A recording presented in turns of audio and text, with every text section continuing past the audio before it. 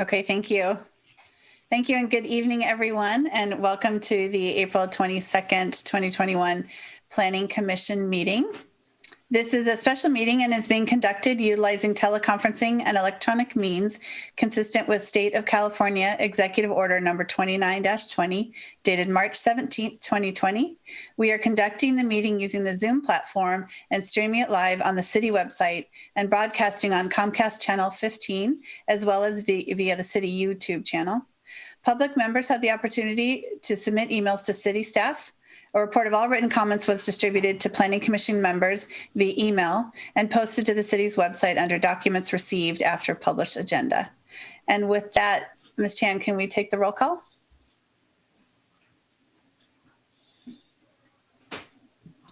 Good evening, Chair. Good evening, Commissioners. All right. Commissioner Ali Sullivan. Good evening, everyone. Present. Commissioner Bonilla. Present, thank you. Commissioner Goldstein. Present. Commissioner Mendel. Here. Commissioner Okenda. Commissioner Okenda.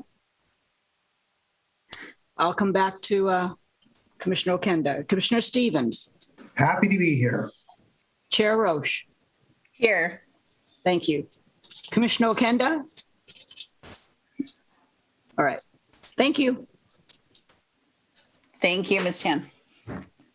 And with that, let's move on to the public comments.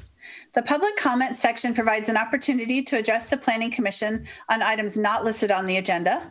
The Planning Commission welcomes your comments and requests that speakers present their remarks in a respectful manner. Speakers wishing to address the Planning Commission should limit their comments to 3 minutes. Now I will ask Denise Chan to moderate the public comment portion of the meeting. At the end of the public comment, we will address any questions that come up. Thank you. Ms. Chan? Thank you, Chair. If you wish to speak and you are using the Zoom application, please click the raise hand button. If you're dialing in, press *9 to raise your hand on the phone and use *6 to unmute yourself when called to speak. If you are streaming the meeting through Zoom on your computer, but dialing in via phone, please mute yourself so that there is no feedback sound during the meeting. If there is disruptive feedback or excessive noise during the meeting, your audio will be disabled. Chair, at this time, nobody has raised their hand. We have 6 attendees and nobody has raised their hand at this point. Okay, right. Mm-hmm. Oh, and I see Commissioner Okenda has arrived. Commissioner Okenda, present? Yes, hi, present. My mistake, I was on a policy innovation workshop dress rehearsal thing, so sorry. Thank you. Oh, excuse me. Oh, I'm sorry, Chair. We have one person who just raised their hand. Yeah, that's what I thought too. Yeah, we have 2 people who have raised their hand. Great. Okay, Mr. DeLong, please unmute yourself. Hi, thank you, commissioners. Can everyone hear me? Yes, we can hear you. Okay, great. Thank you. So I just wanted to take a moment. I appreciate the effort that the commission and the city is taking to enhance the environment of Hayward by enhancing the noise ordinance, I would call it. Mr. And- Dillon, can I just interrupt you for 1 minute? And I just want to ask Secretary Chan that this is a time to discuss issues that are not on the agenda. So are you wanting Oh, to, sorry. are you wanting to speak to the noise ordinance? Yes, I could wait then. Yeah, great. Sorry. If you could wait until that item comes up. Okay, thanks, I'll wait. Thank you so much. Thank you. The other person lowered his hand. So Yeah, maybe perhaps they want to talk they want on to speak that. on an item. That's what all it right. looks like. Thank you, Okay. Chair. Thank you. Okay, so it looks like no non-agenda item comments this evening. Great. Then I will go ahead and close the public comment period. And we will move on to the first item on our agenda. And I think that's, and that will be the recommendation for the FY 2022, FY 2031 Capital Improvement Program. And I believe presented by Alex Emery. Yes. Thank you, Madam Chair and Commissioners, and good evening. Before we get to the main part of this evening presentation, I would like to say a few words regarding the format of the FY22 CIP. As some of you may recall, years ago, staff used to develop the city CIP document in hard copy format, send it out for printing and binding, and then distribute hard copies. More recently, CIP is published in PDF book format, ready for printing.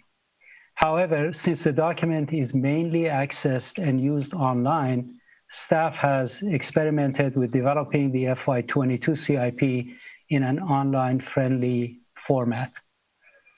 This would also allow staff to provide more information about the projects. While there are some advantages to the online format, currently there are some limitations as well. As part of this evening presentation, staff will briefly review the new format and would appreciate the Commission's feedback on the format. Kate Byrne, Management Analyst in Public Works and Utilities, is here to present the report. Kathy Garcia, Deputy Director of Public Works, and Ellie Lowe, Senior Management Analyst, are also here to answer any questions. Before Kate starts her presentation, I want to acknowledge the amazing technical and creative work that Kate and Ellie have done in preparing this year's CIP. Kate, are you ready? Hi, Alex. Yes, I am. Thank you for that introduction. So I'm going to jump right into the brief tour of the online CIP, and then I'll switch my screen to share the core presentation. So give me one moment.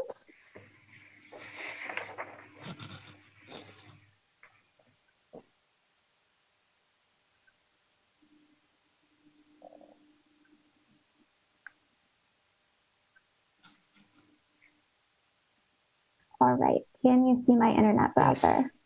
Excellent. So the CIP, just like in past years, can be accessed at www.hayward-ca.gov/CIP. And that will take you to this link here, where we've included a link to the recommended FY22 CIP in its new online format, as well as historic CIPs. And so as you can see here, this is the link to the online format. And we do recognize that there remains a need to have a printable PDF option, either for those who need to print the document or those who need to download the document and annotate it in an app like iAnnotate, for instance. So we have prepared a PDF version that can be downloaded by clicking this link here. However, as Alex mentioned, there is some limited functionality with this PDF version. For instance, some of the tables rely on being able to scroll left and right, which isn't possible in the PDF. So we do recommend giving the online CIP book a look in the new format, because that would be the most comprehensive view and way to review the CIP. So as Alex mentioned, I'm just going to give a very quick tutorial of the online book by clicking on this link here, which will take me to the home page of the new CIP format. As you can see, we have this picture-centric homepage, and the CIP has been divided into three main sections. We have the introduction section, the strategic priority section, and the explore the budget section. I'll quickly click through this to show you what is on each of these pages. In the introduction section, there's just a brief overview of the CIP process and links to meet the elected officials, to view the organizational chart. And one added benefit of this online platform is you can easily zoom in and out in some of these smaller or more granular PDF images. And the transmittal letter is also included here. This is the letter that essentially transmits the recommended CIP from the city manager to the city council. And heading back to my homepage, on the strategic priorities section, you can see an overview of our strategic roadmap and priorities, as well as some of the projects that are aligned with those strategic priorities. This is not an exhaustive list. This is simply some of the featured projects that we have developed more comprehensive project description pages for. And if you clicked on any of these hyperlinked projects, you could learn more. But before I show you an example of a project page, I'd like to take you to the Explore the Budget section. This is where viewers of the CIP can see all of the key budget insights. For instance, the fact that our total recommended fiscal year 22 budget is about 158 million. And down at the bottom of the Explore the Budget page, you can see that 158 million divided. Basically, you can drill down by fund or you can drill down by project category to learn more about what comprises that total. And for purposes of this demonstration, I'm just going to walk you through the by fund side. That link will take you to the fund portfolio, which provides that same chart that you just saw and a nice little interactive pie chart showing the fund categories and their budget allocations within the CIP. If you scroll down, you can see all the same information in a table format, which also, if you scroll to the right, you can see takes you all the way through fiscal year 2031. And if you expand some of these fund types, you can see all the funds within them, and of course, their recommended budgets.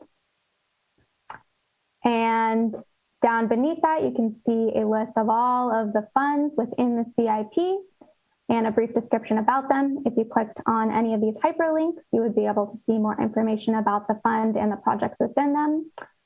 For this presentation, I will just show you Fund 406 for Measure C Capital. Again, a brief description of the fund and a table of all of the projects within this fund and its recommended budgets through FY 2031. This table focuses on expense budgets in order to see revenue contributing to the fund and the various projects, as well as fund balance calculations. You can click on this link here to see the fund summary sheet, which should look very familiar. It's the same format that's been used in historic CIPs. And at the bottom of all of the fund pages and the category pages, we again have links to some of our featured projects that we've built out more comprehensive pages for. For instance, the Fire Station Number 6 and Training Center project. This is an example of a project page, a nice wide picture, a brief caption, a brief description of the project, a snapshot of its recommended budget, as well as its prior year budgets and any contributing revenue in italics. And for those projects that have lots of great pictures, we also have an additional photo gallery that we've included at the bottom. And the last thing I want to draw your attention to is this table of contents. There is a link to it on the homepage, and there's also a link to it in every footer of every page throughout the CIP. If you click on a table of contents page, you'll see that this is really useful for quickly navigating the book. So if you're trying to get somewhere specific quickly, you're just going to want to look at your footer and click on the section that you're looking for. We could go back to the introduction or the strategic priorities or the Explore the Budget homepage, or you could go straight to the fund portfolio page, the category page, or any of the specific funds or categories as you desire. And there's another link to that printable PDF on this table of contents document as well. So that was a very brief version of this online tour. I am now going to switch screens to the core presentation. Give me one moment.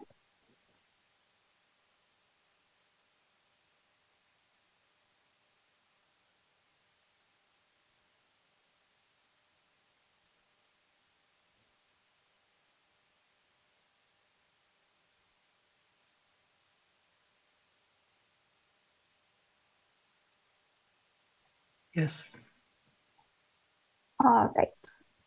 So I will skip ahead to the core of the presentation. So as you likely noticed during that quick tour that I just provided you, the recommended CIP includes a total budget of approximately $158 million in fiscal year 22 and a total budget of approximately $562 million in the entire 10-year planning period from 2022 through 2031. The document also includes a proposed general fund transfer of approximately $4 million in fiscal year 22. It is important to note, however, that these numbers are still in flux as we work to reduce the general fund impact as much as possible. The recommended CIP also includes proposed internal service fees of approximately $3 million. Internal service fees are collected when one city department provides a service to another, drawing those service expenses from the operating budget of the benefiting department.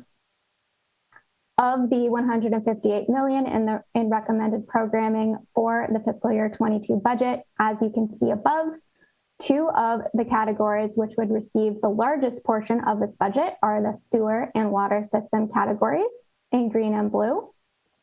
The building and miscellaneous category is another of the largest categories with a recommended $39 million in fiscal year 22 funding. And examples of projects in this category include the Fire Station number 6 and Training Center project, a trash capture device installation project, and our Route 238 parcel group and property disposition projects.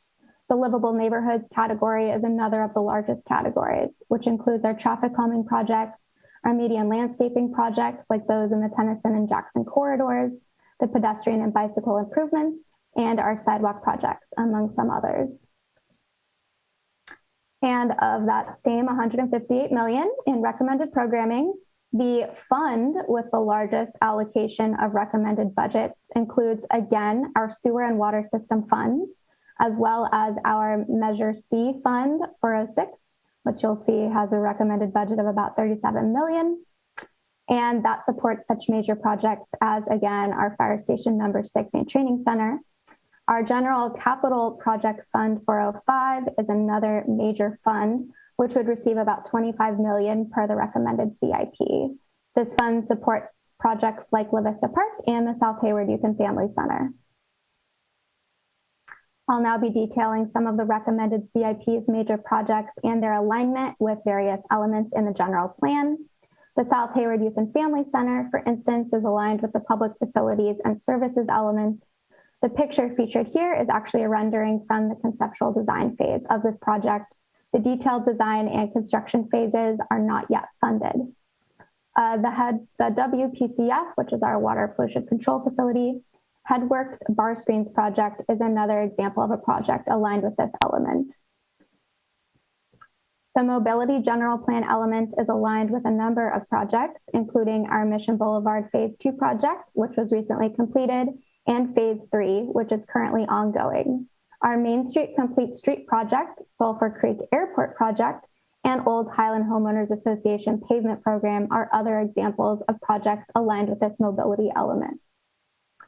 Some other key projects that are aligned with this element include new pavement and sidewalk projects, as well as the downtown parking plan implementation, Hayward Boulevard feasibility study, and safe routes for seniors projects. And a major example of a project aligned with the community safety element is the Fire Station number 6 and Training Center project, of which you can see a recent photo in this slide. Some notable efforts which support the land use general plan element include the Tennyson Corridor and Jackson Corridor beautification projects that I mentioned earlier. And some projects which align with the natural resources element include our recycled water project, the storage tank and pump station, for which you can actually see in this picture here. And La Vista Park is another major project aligned with this element, which is currently under design and undergoing a CEQA update. The city's climate action plan has also been adopted as part of the 2040 general plan, and a number of the projects included in the CIP are aligned with this climate action plan, including our 2 megawatt solar project at the water pollution control facility and our project to install trash capture devices throughout the city. Additionally, the fleet division's efforts to transition to greener models when possible supports the city's strategic roadmap priority to transition 15% of our fleet to EVs or hybrids. The picture above actually shows a solar and electric powered lawnmower that the fleet division purchased this past year to replace their gasoline mower. And in addition to demonstrating the recommended CIP's conformance with the general plan, I also wanted to take just a brief moment to demonstrate its alignment with the city's strategic roadmap. The list of projects here on this slide is not exhaustive, but does demonstrate a nice snapshot of the priorities with which the CIP projects are aligned. For instance, you can see that the CIP projects tend to directly support the improved infrastructure priority, though they do touch on many of the other priorities. Again, this list is not exhaustive, and it is also important to note that many of the projects support multiple priorities simultaneously, even if they're formally listed under one particular priority. And with that, my presentation is concluded. Myself and the team are now available for any questions, and I am going to go ahead and stop sharing my screen. Thank you. Thank you, Alex, Caitlin, and Ellie, for that great presentation. Let us move on to commissioner questions at this point. Yes. All right, let's see. Let me look back at the commissioners. Please raise your hand if you have questions about the presentation, and I will call on you in order as I see your hands. And I see the first hand is Commissioner Ali Sullivan. Good evening, everyone. First off, thanks to city staff for that great presentation. I didn't realize that there was the online platform as well. I obviously saw the documents that were shared with us. The online platform, I was clicking on it as you were going through. It's quite robust. So it's nice to see the accessibility there. A couple very quick questions for you just on the expenditures. The capital budget, it notes that there's about $310 million of unfunded projects. I'm curious what happens to those unfunded projects. I know they're listed on the website, so you can actually see what those projects are. Do they go into a hopper, and if and when money is available, they're taken up, or what? How does that prioritization happen? Thank you for that question. If I may start. Those projects, we are actively seeking funding for them, but currently there's no funding available. For instance, we have a project to improve our corporation yard. Corporation yard is many decades old, and it is not conducive with the needs that we have today. So that project is included in unfunded, but we are seeking funding. We are hoping that maybe as part of the stimulus for infrastructure that is being talked about, we'll be able to seek funding and receive some. Great, thank you for that. Two other questions. I'll be very quick tonight. The second one, it says, so over the 10-year period, it's about $562 million of capital improvement. It looks like about 30% of that, so 150 million or so, is within that first year. Is there a reason why it's so front-loaded? That's a great question. It is, although we have some projects that we know they are coming down the pike, we cannot anticipate all projects that are going to happen during the 10 years. For instance, in the next 2 years, 3 years, we are going to embark on a project at the treatment plant that has to do with nutrients management and the nutrients that we are discharging now as part of treated wastewater to the bay. The regulations requiring that was not even in place 5 years ago. Okay. It has come up recently, so we have scheduled projects right now. The numbers that are in the first 2 years or so are much more reliable and accurate as opposed to projections for like 7, 8 years from now. So is that $562 million number, should we expect that to change over the course of the 10 years? Absolutely. Okay. It will be much higher, yes. Got it. Okay, that makes sense. And then the last question, I'm looking on attachment 1, I guess it would be page 6 of 8. There's a table that shows fiscal year 2021, the adopted capital improvement projects, and then fiscal year 2022, the recommended projects. And obviously fiscal year 22 has 157 million. Fiscal year 21 had 72 million. So is there a reason why it's doubling in from this year to next year? It's because of the funding that is allocated now. For instance, Fire Station 6 and Fire Training Center is a $70 million project that most of its funding is allocated in the coming year. Perfect. Thank you very much. That's all my questions. Thank you. Commissioner Goldstein. Yeah, hi. Great report, Caitlin, Alex, Ellie. It's very apparent you put a lot of work into that. That's quite a bit of doing to make it all interactive like that and well organized, very thoughtful, nicely done. The question I have though is about the street repair budget. You know, one of the number one things that folks in my neighborhood and people that come to the meetings talk about is the disrepair. Now, that's partly because I live at the top of Industrial Way, and that road is, you know, seriously problematic, I think. I know that some of the complaints that people have are the big dollars they have to spend in suspension and front end repairs, front end alignments, and that sort of thing. So the quality of the streets does get noticed, not just because of the bumpy ride, but because of the damage that it does to the vehicles. So I'm wondering if you can just tell me a little bit about that budget and whether or not you foresee that street repair budget growing anytime soon to take care of some of these streets that are needing it. So the funding for road repair comes basically from several measures from Alameda County, Measure B, Measure BB. We also get funding from vehicle registration fee. There is also a statewide funding, SB1 or RRAA, that we get some funding for. The total is about $11 million or so. That is dedicated to street work and road work. In addition to that, we seek funding, special funding for some of our projects. For instance, Mission Boulevard Phase 1 that was completed, Mission Boulevard Phase 2 that was just recently completed, that goes from industrial all the way to the south end of the city. Phase 3, which is from A Street all the way to the north end to Rose, is a $15 million project. We sought and received separate funding for that. So there is some fixed funding that we receive, and there are also other funding and grants that we seek and receive for them. Another example would be our Main Street project, Main Street Complete Street project. We are getting some funding from the One Bay Area grant for that. So that is separate from the allocated annual funding that we receive.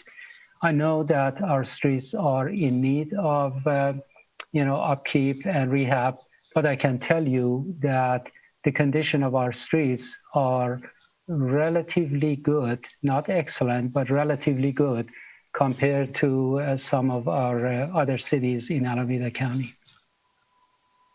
Yeah, that's true. And I think I've witnessed firsthand some of those other streets in the county. But my other question relates to disaster preparedness. I noticed there didn't seem to be any buckets of money related to recovery effort for roads and water systems and so forth. Is things like that for disaster preparedness, is that covered under a separate budget item, or are you planning on taking these 10-year budgets and kind of condensing them if and when the need arises? So another excellent question that you asked. First of all, we have done a lot of work over the past 15 years or so in hardening and fixing our utility infrastructure and other buildings for seismic safety. We have done that work. We have looked at all of our utility structures. We have looked at all of our water lines, fixed them as appropriate, all of our reservoirs, we have done that. In addition, all of the enterprises, water enterprise, sewer enterprise, even airport, they have a working capital balance. That part of that balance includes emergency monies. If we have something that requires infusion of money right away, without having to go to FEMA or federal government, we have some funding set aside that we can use for that purpose. Okay, very good. Thank you. Thank you, Commissioner. Let's see, I don't see any other hands raised for questions at this time. I just had a quick question. You said that the city fleet will transition to 15% electric, and I just want to know, when was the deadline for that? That is annual. That is the goal for annual. So Okay. Every year when they are replacing fleet, 15% is going to be either electric or hybrid. Okay. Okay, that was it. It was just a quick question. Thank you. All right, any other questions? Oh, it looks like Commissioner Mendel. Yes, thank you, Chair. So Alex, I noticed that the schedule for the La Vista Park improvements keeps slipping every time I get an update. Every time an update is presented, I noticed that the estimated date is another 6 months out, 6 months out, 6 months out. So can you talk about that a little bit? And are we being delayed by problems, or is it Yes, just you're going a little slow? Commissioner Mendel, I have to tell you that staff is very diligently working on that project. We are not delaying it. But because of CEQA issues, there is some wetlands that we have to work around. We have done some work, a lot of work, trying to figure out why we have wetlands there and how we can relocate it or do something to mitigate it in order to be able to do some slide repair there and be able to proceed with our CEQA document. Depending on how long it takes to address that, there could be a delay in the project for up to a year. But the work that we have recently done suggests that that timeline can be shortened to a much smaller timeline, and then we'll be able to proceed. Yeah, little good news, bad news there. Has staff thought about implementing the park in phases that might enable us to work around the questionable areas while still actually making progress on some of the other parts of the park? Is that feasible? Has it been considered? I'll have to discuss that with Deputy Director Garcia and get back to you and see if she has done that. I don't know if she's prepared now to address the question, or we'll discuss it internally and get back to Planning Commission. Okay. Yeah, maybe being able to provide that as an update to council when this comes to them for final approval would be good enough. And then just real quick, on page 6 of the staff report, there's two things. One is that I missed the narrative. I missed the narrative summary. I know in past years, the CIP, we're going back 5+ years, the CIP was just page after page of numbers, and that was it. And it was mind-numbing and impossible to get much value out of, in my not very polite opinion. But when you took over the Public Works, Mr. Amiri, I know that the next CIP included a lot more narration and description of the projects and talking about the trends and things like that. And that was incredibly helpful. I think it's the last 2 years the last 2 CIPs that have had that. I was looking and looking and looking for that this time and could not find it. There are like 2-sentence summaries for individual projects, but that's not the same as sort of the broad scope, 6 to 10 page narrative summary that I remember. And so I hope that is something that comes back for future CIPs as I guess I can still call myself a policymaker. It is really helpful to put it in plain English sometimes and talk about it that way so that we aren't having to hunt through the numbers and try to figure out and compare it to last year and see what the changes are. That's a difficult thing for us to do, hopping between different CIPs from year to year. So with that in mind, I noticed that there was a big jump in three broad categories. And on page 6 of the staff report, it's water and sewer, livable neighborhoods, and the buildings. The buildings infrastructure, that's the fire station. I get it. That's $35 million in 1 year. But what's causing the big jump year over year in those other two sections? What are the major projects? So let me give you an example. You may remember that when we decided to do improvements to water pollution control facility, we divided into two phases. Phase one started in 2005 and was completed in 2008 at a cost of $65 million. There was a phase two to that. Phase two has been now programmed to be done in the next 2 or 3 years. With that, in addition to that, which is a $40 million plus project, there is the nutrients management that is going to be on top of and be done in conjunction with phase two. I'm anticipating that the total cost is going to be in the neighborhood of $90 million. Part of that is going to be done in 2022, and that is why you see a big jump in that.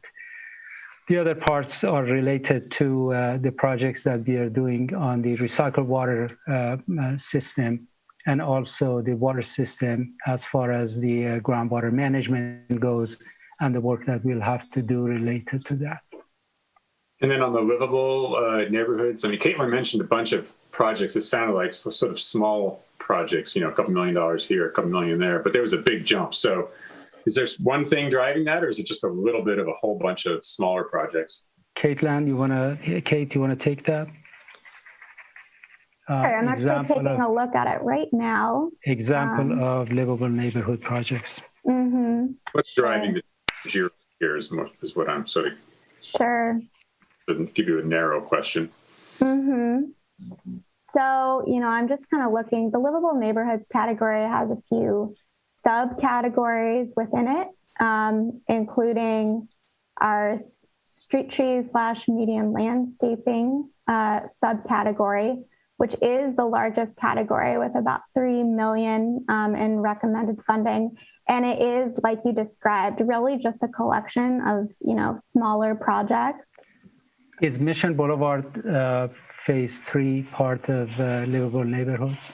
Let's see.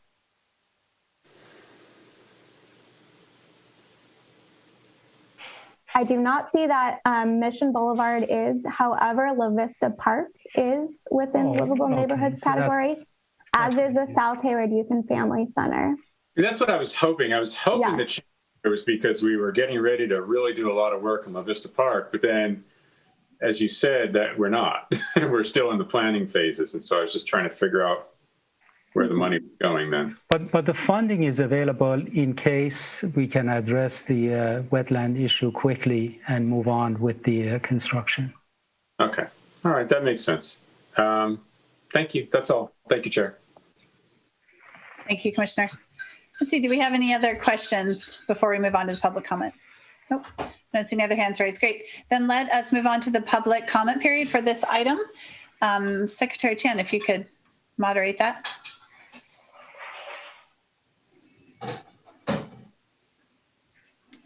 Thank you, Chair.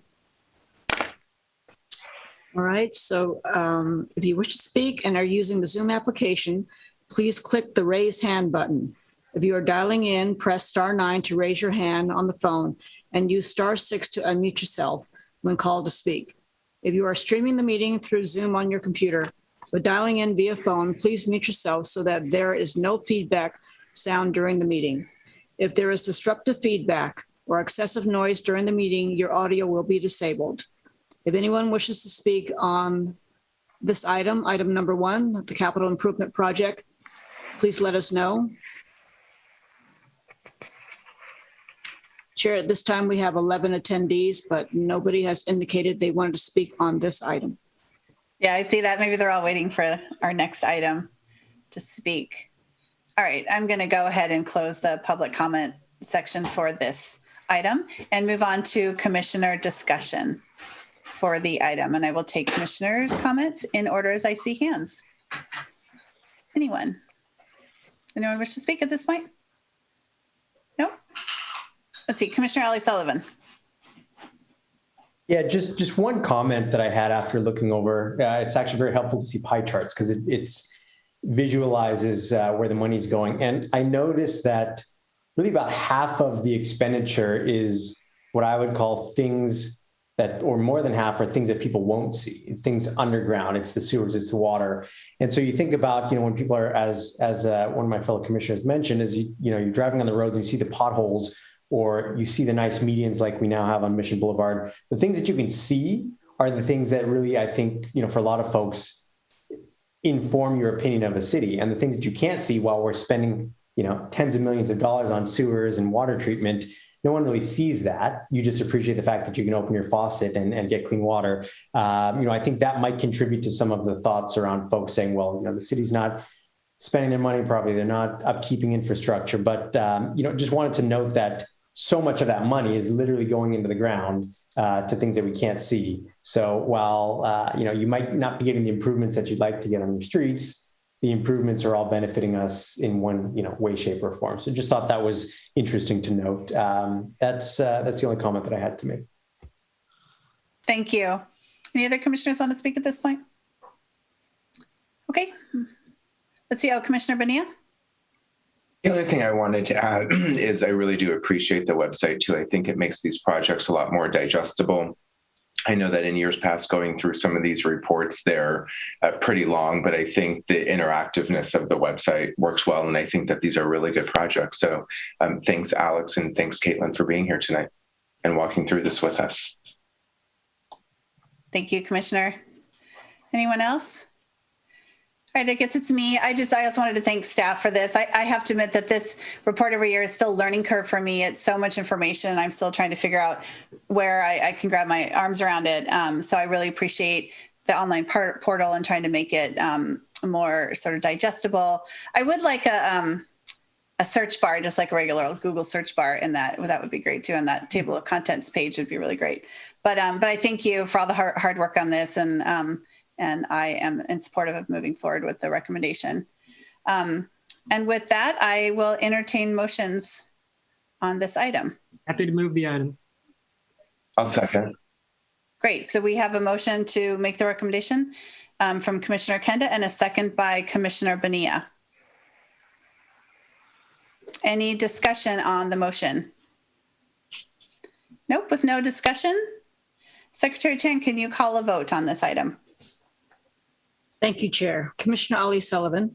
Aye. Commissioner Bonilla. Aye. Commissioner Goldstein. Aye. Commissioner Mendel. Yes. Commissioner Okenda. Yes. Commissioner Stevens. Yes. Chair Roche. Yes. Thank you. Thank you. With that, the motion, let's see, the motion passes with a vote of 7-0. And that's for the recommendation of the Planning Commission finds that the recommended FY 2022 and FY 2031 capital improvement program is consistent with the Hayward 2040 general plan and recommends that the council approve the project listed as proposed. Thank you. Thank you very much. Okay, and let us move on to item number 2. The proposed amendment to Chapter 4, Article 1 of the Hayward Municipal Code related to the noise ordinance and amendments to the Hayward 2040 general plan related to landscaping equipment. And let's see, let's move on to the staff presentation for this item. I think that's Good you, evening. Eric, right? Good I'm evening. going to try sharing my screen here. Yes. All right, how does that look?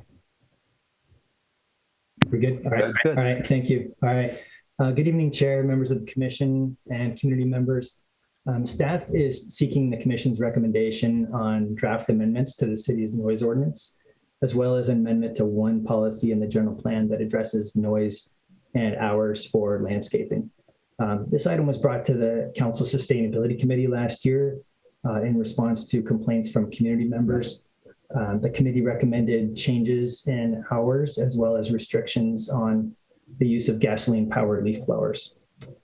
So over the past year, complaints related to leaf blowers and landscaping equipment have increased in frequency as more people have been working from home during the ongoing pandemic. Staff is recommending later start times in the morning hours for the use of motorized landscaping equipment on residential properties and a phase out of the use of gasoline-powered leaf blowers on residential properties over the next few years. So the Hayward's current noise ordinance allows for the use of landscaping equipment between the hours of 10 a.m. to 6 p.m. on Sundays and holidays, and 7 a.m. to 7 p.m. on other days. It also establishes general decibel limitations applicable to both construction and landscaping equipment. So for some perspective, this graphic shows noise levels of some common sounds. You can see that normal speech is typically in the 60 to 70 decibel range, and a garbage disposal or a freight train would be in the 80 to 90 decibel range. Several cities require that leaf blowers not exceed 65 decibels. In general, gasoline-powered leaf blowers produce more noise than electric versions. There was a 2019 review of leaf blowers by Consumer Reports, which gave noise ratings of good or excellent to models that did not exceed 65 decibels. They tested gasoline leaf blowers, 22 models, and 16 of them, or 73%, exceeded 65 decibels. And then for electric leaf blowers, they tested 37 models, and only 2, or 5%, exceeded 65 decibels. So according to the California Air Resources Board, there are more small engines in California than light-duty passenger vehicles. And of the small engines, most are residential lawn and garden equipment. So CARB refers to these small off-road engines as SOAR. And according to CARB, as of 2020, the emissions from SOAR have surpassed emissions from passenger vehicles. And CARB noted that more than half of household equipment is already electric, but that professional landscapers have low electric equipment adoption rates. So CARB's previous proposal was to require zero emission equipment by 2028. However, just a few weeks ago, they released some new draft standards that require, the proposal is to require all new small engines have zero emissions by model year 2024, and that for generators, they have zero emissions by model year 2028. And these draft regulations may be adopted this fall. So community members have expressed concerns with leaf blowers related to noise levels, hours of operation, types of equipment, and air quality. So staff has tried to come up with a solution that addresses these concerns while minimizing impacts to Hayward residents and businesses. We realize that leaf blowers are a time-saving convenience, but on the other hand, they also can be very noisy, particularly gas-powered leaf blowers.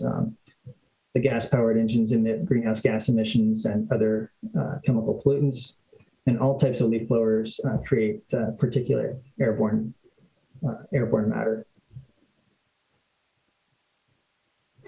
So staff recently attended a workshop about the transition to battery electric commercial landscaping equipment, where there were commercial landscapers who presented and talked about their transitioning to all electric equipment. They noted that the electric equipment is about 3 times more expensive than the gas versions, but they are saving money on gas and maintenance. And that the customers, when they use electric equipment, the customers are happier because of the less noise. They also noted that leaf blowers are one of the most challenging types of equipment, because if you use a leaf blower on high, the battery may not last, but they've learned to use them more carefully and maybe use it on medium instead of high, and also combine that with a little bit of raking, and they're able to get the batteries to last when they need them to. And some landscapers have tried electric equipment several years ago and did not have a positive experience, and so now they no longer trust the technology.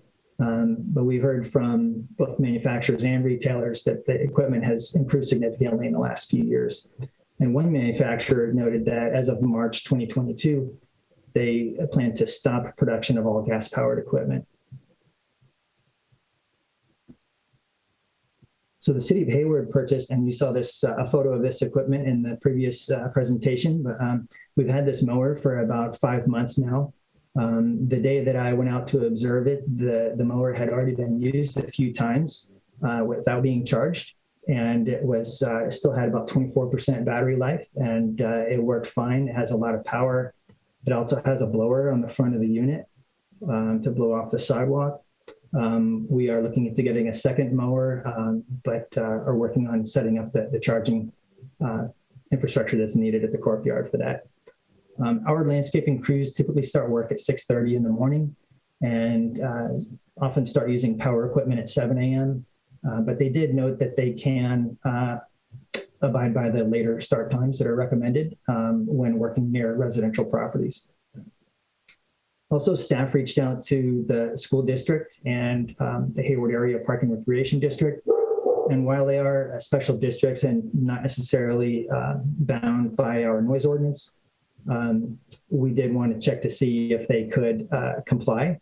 HARD noted that they do early morning mowing, but that most of the work that they do in the parks is beyond 25 feet from residential properties. And while they probably could comply with the later start times, they would prefer not to be mandated to do so. So staff has also looked at regulations from other cities. There are 2 cities in Alameda County, Piedmont and Berkeley, that have banned the use of gas-powered leaf blowers. And Oakland, I should say. I'll get to that in a moment. And most cities' noise ordinances specifically address construction and not landscaping. You can see that Fremont, San Leandro, and Alameda County all allow 7 a.m. start times.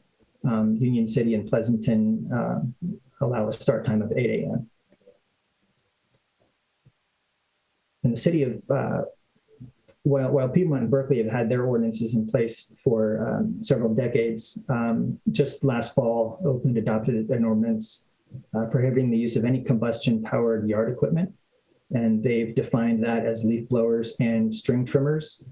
The ordinance applies citywide and just became enforceable just a few weeks ago. They did, however, create a 2-year grace period for contractors that are hired by the city for the purposes of wildfire prevention and fuels mitigation work. So last summer, staff emailed approximately 400 commercial and multifamily property owners and managers. We also reached out to 23 landscaping companies, including all 17 landscape companies that have a Hayward business license. We were able to talk with 8 of those companies, and we learned that most will typically replace their leaf blowers and related equipment every 2 to 3 years. For the residential, the landscapers that serve residential properties, they noted that they typically start after 8 a.m. and that they use a combination of gas and electric equipment.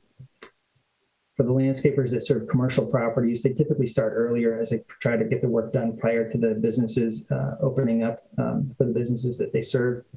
They were most opposed to the idea of later start times. And they also opposed the idea of using electric equipment. Also last summer, we launched a survey and promoted it through the Hayward Stack. We had over 500 responses in about a week. Most of those responses were from residents, and 52% noted that they would like to see a later start time on Saturdays. 48% wanted a later start time on weekdays. And of business owners, only 33% would like to see a later start time.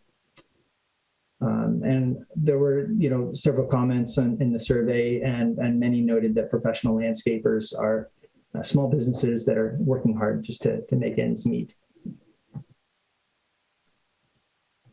So most golf courses typically mow their greens daily and their fairways every 2 to 3 days. Golfers like to start early in the morning, and so course operators try to get the work done prior to the golfers getting out there. Staff reached out to both Stonebray and the Twin Bridges golf courses, and both requested permission to begin mowing operations before 7 a.m. And the residents of Stonebray have requested a later start time. So staff is recommending that the current 7 a.m. start time not be changed for golf courses. So staff recognizes that significant changes in the allowable hours or the types of equipment could lead to increased costs for homeowners and businesses. For residential properties, staff is recommending that the current hours of 7 a.m. to 7 p.m. Be changed to 8 a.m. to 6 p.m. on Monday through Friday and 9 a.m. to 6 p.m. on Saturdays. And we're recommending no change for Sundays and holidays. And the proposed hours would apply to portions of commercial properties that are within 25 feet of a residential property. And the staff is also recommending a ban on gas-powered leaf blowers on residential properties. And that would take effect in January 2024 to give people time to transition their equipment. Staff is also recommending no changes for landscaping work on commercial properties except for those areas within 25 feet of a residential property. That city crews would no longer be exempt from the noise ordinance, but they would be subject to the new hours when working within 25 feet of a residential property. We're recommending no changes for construction hours and no changes for hours or noise limits for golf courses. So in the last few weeks, we've sent out 600 emails and about 1,500 postcards to landscape contractors, general contractors, and both multifamily and commercial property owners and managers. We also just yesterday sent out a Stack Extra email to about 69,000 email addresses. In response, over the last day or so, we received 26 responses. 18 of those were opposed to any changes in the noise ordinance. We've also received 5 letters that have been distributed to the commission. One from a landscape company that is opposed to any changes, and one from a multifamily residential property management company. They're also opposed to any changes, and I believe that letter will be read into the record in a moment. We received a letter from Stonebreak Golf Course. I think that they have representatives in the meeting today, and so I expect that they'll be able to speak on their request. We also received a letter from a resident who neighbors the Stonebreak Golf Course, requesting later start times for golf courses. And then we also received another letter from a Stonebreak resident, along with a petition with 46 signatures. And those residents are asking for later morning start times for landscaping on the golf course. And so staff is recommending that the commission make a recommendation to council to approve the proposed amendments to the ordinance, as well as to the amendments to the Hayward 2040 general plan, subject to the findings for approval. And staff has tentatively scheduled the council consideration for June 1st. And so that concludes my presentation. I'd be happy to answer any questions. Thank you. Thank you for that presentation. Let's move on to commissioner questions on this item. And it looks like Commissioner Goldstein has his hand up first. Commissioner Goldstein, go ahead. Yes, I'm sure it's in the documentation somewhere, but I was having trouble downloading the package tonight. The gas-powered mowing machines at the golf courses, do we know what the decibel output is on those? I do not recall offhand. They have been measured by police staff. They've gone out to measure them after receiving complaints. If I remember correctly, I think they may have been in the low 80s range of decibels. Okay, and that's approximately my recollection as well. And then if they were to adopt an electric version similar to what the city got, what would the decibels be on that? I do not have the a noise reading on the city's mower. Okay. Is it possible that the residents of Stonebreak would be more accepting of the needs of the golf course to mow in the early hours if they just had a quieter mower? I think I don't really want to speak on behalf of the residents, but I think that is possible, yes. Okay, all right. I realize I'm asking you to speculate. Apologize for that. I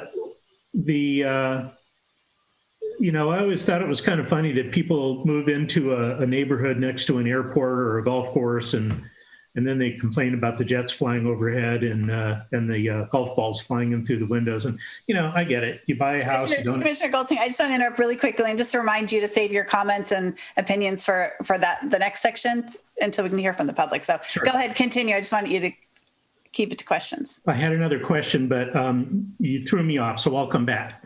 Apologize. Sorry. Just wanted to remind you. Okay.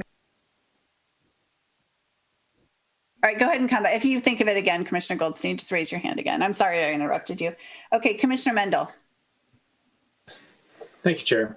So one question and then a point of order. So to staff, what are the rules within the noise ordinance that apply to waste management trucks? I ask because I noticed that they come out pretty early on garbage day, before 7 a.m. now. And so I just wonder if they have some sort of exemption or if the rules are meant to apply to them as well.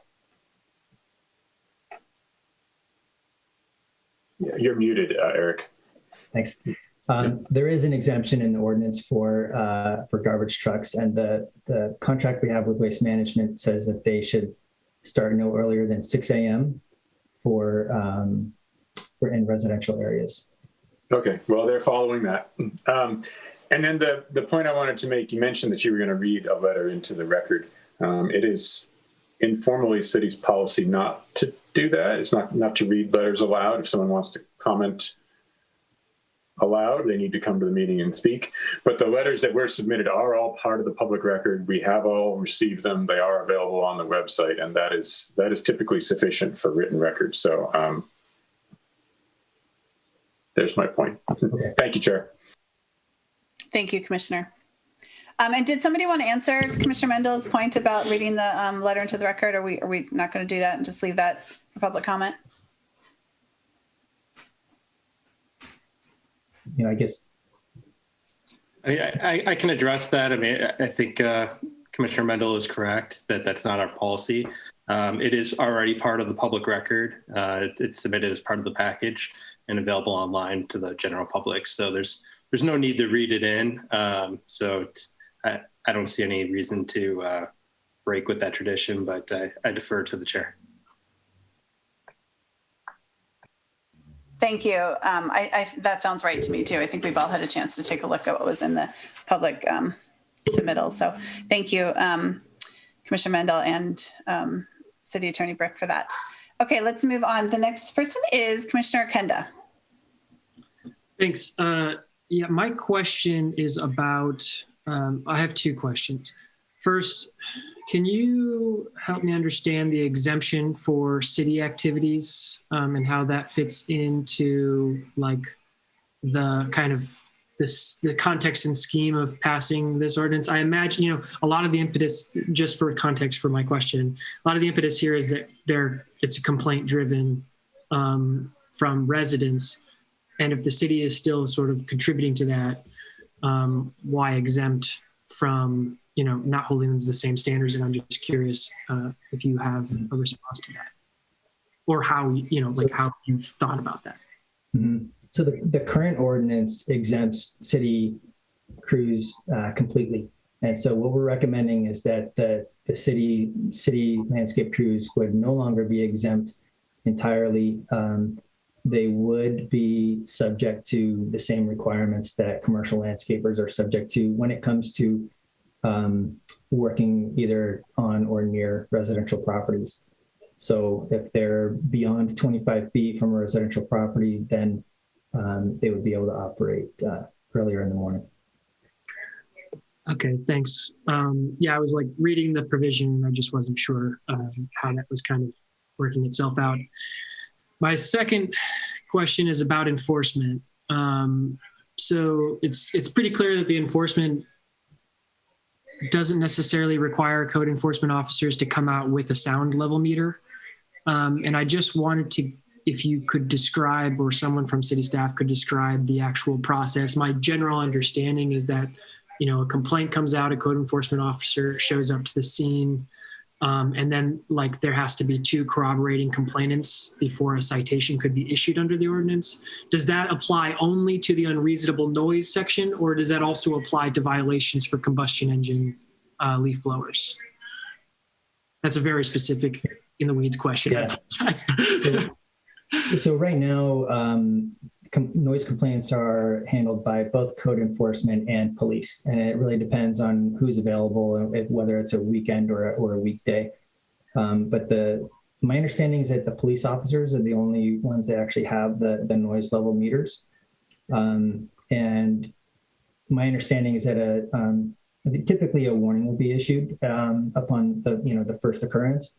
But if it continues, then the police officers can issue a citation based on the noise levels that they observe. And those citations are based on the master fee schedule. So I'm guessing that this is just going to be integrated into that. Yes, I don't know what the exact dollar figure is, but yeah. And then and sorry to get to your other point about if there is a ban on gas powered leaf blowers, I would expect that the complaints would be handled the same way, both code enforcement or police, depending on who's available. Okay. That's my only questions. Thank you. Thank you. Commissioner Ali Sullivan. Thank you very much. A couple quick questions here. The first question here. So for Mr. Pearson, can you help me understand on the hour issue? So I know there's the hour issue and there's the emissions issue. On the hour issue, the real substantive change here is going from 7 a.m. to 8 a.m. on the residential properties. Is that correct? Correct, for weekdays, and then for Saturdays, it would change to 9 a.m.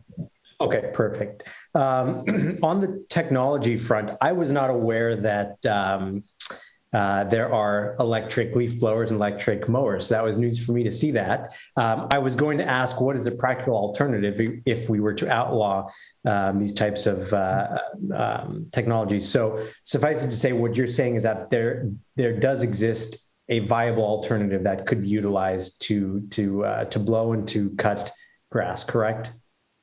That's correct. Yeah. Okay. Why are we recommending that the city move beyond the CARB mandate of 2028 by 4 years?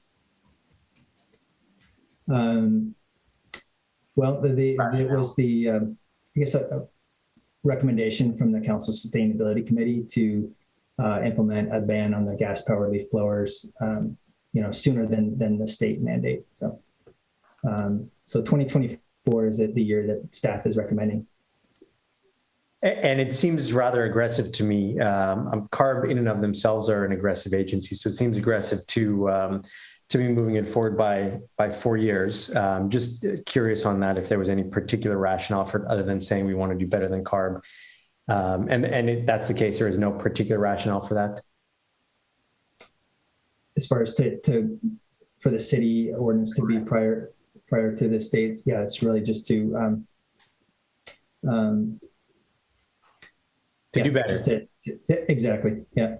Got it. Okay. Fair enough. And then the last question, if I understand correctly, we are changing requirements around commercial and business properties that you can't operate within 25 feet, or the sound decibel does come into effect within 25 feet of businesses, correct?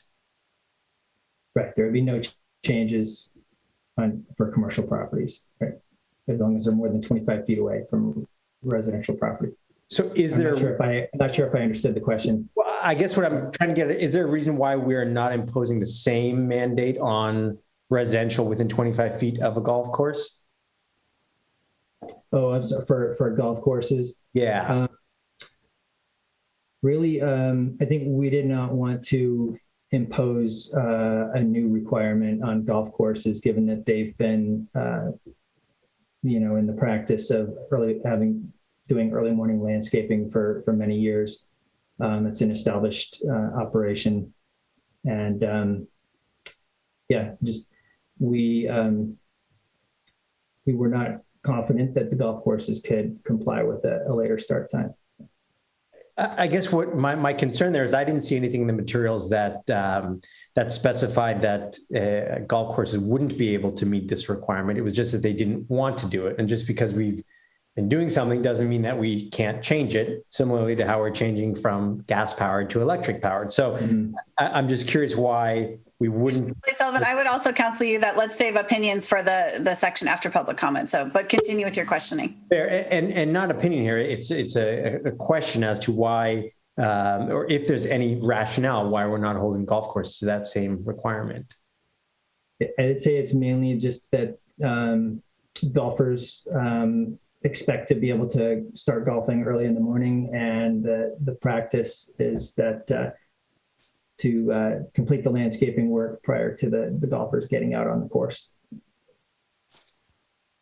Thank you. Thank you, Commissioner. Commissioner Bonilla. Thank you, Chair. I just wanted to follow up on something that Commissioner Okenda had asked. So if this is primarily driven by noise complaints or nuisances, but when I saw the survey that you had shown, didn't it show that like 46% of Hayward residents favor this? So that would mean the overwhelming majority, or at least more than 50%, don't?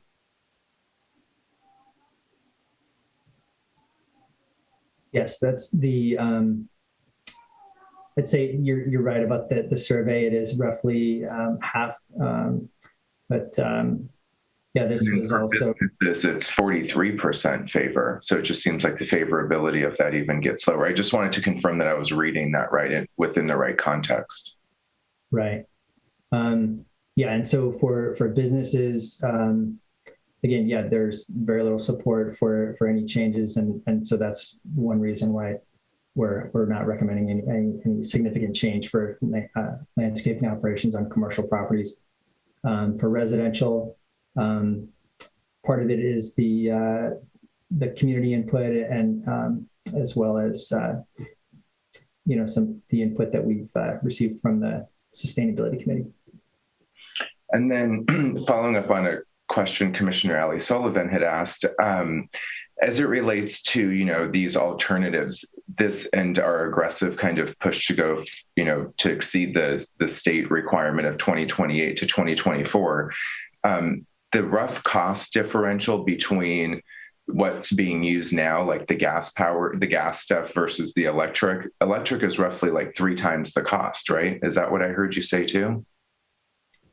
I think that's the case for heavy duty commercial equipment. But say for the typical homeowner equipment that a homeowner would purchase would be, I think there's much less difference between the price of the equipment. Okay, thank you. Those are my only questions for now. I'm eager to hear what the public has to say. Thank you. Thank you, Commissioner. Commissioner Stevens. Thank you. So based on the banning of gas-powered blowers for residential properties, but not for commercial properties, are we saying that technology only works in residential applications and not commercial applications? I think it's part of it is that there are some limitations with battery life, and residential properties are typically smaller, and there may be more opportunity for plug-in equipment on residential properties. But I think the other part of it was just the noise impacts are typically affecting people in their homes. Was there any consideration made related to very large residential properties and how those are managed and how they may perform similar to a commercial property? Sure. Yeah, it's been considered, and we know that there are, like I mentioned, there are some commercial landscaping companies that are offering all electric service. It is something that we expect it is coming. It's just something that we think could be a practice could be accelerated, and could see that happen more quickly. And it is true that in the materials that were provided, some of the providers, the commercial landscape providers, noted that the electric equipment could not serve their needs. That's right. That's what we heard for landscapers that serve primarily commercial properties. Thank you very much. Thank you, Commissioner. And I'm going to circle back to Commissioner Goldstein.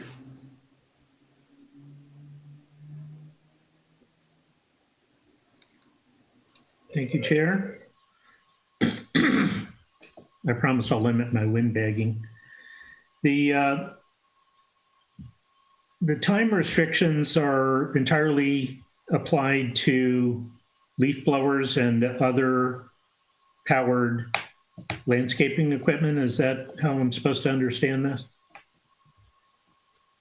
We've been saying generally it's any powered landscaping equipment. In reality, it's anything that's going to generate more than 60 decibels, which is a relatively low, it's like level of a conversation. It generates about 60 decibels. So yeah, I'd say it's anything that's louder than a hand tool.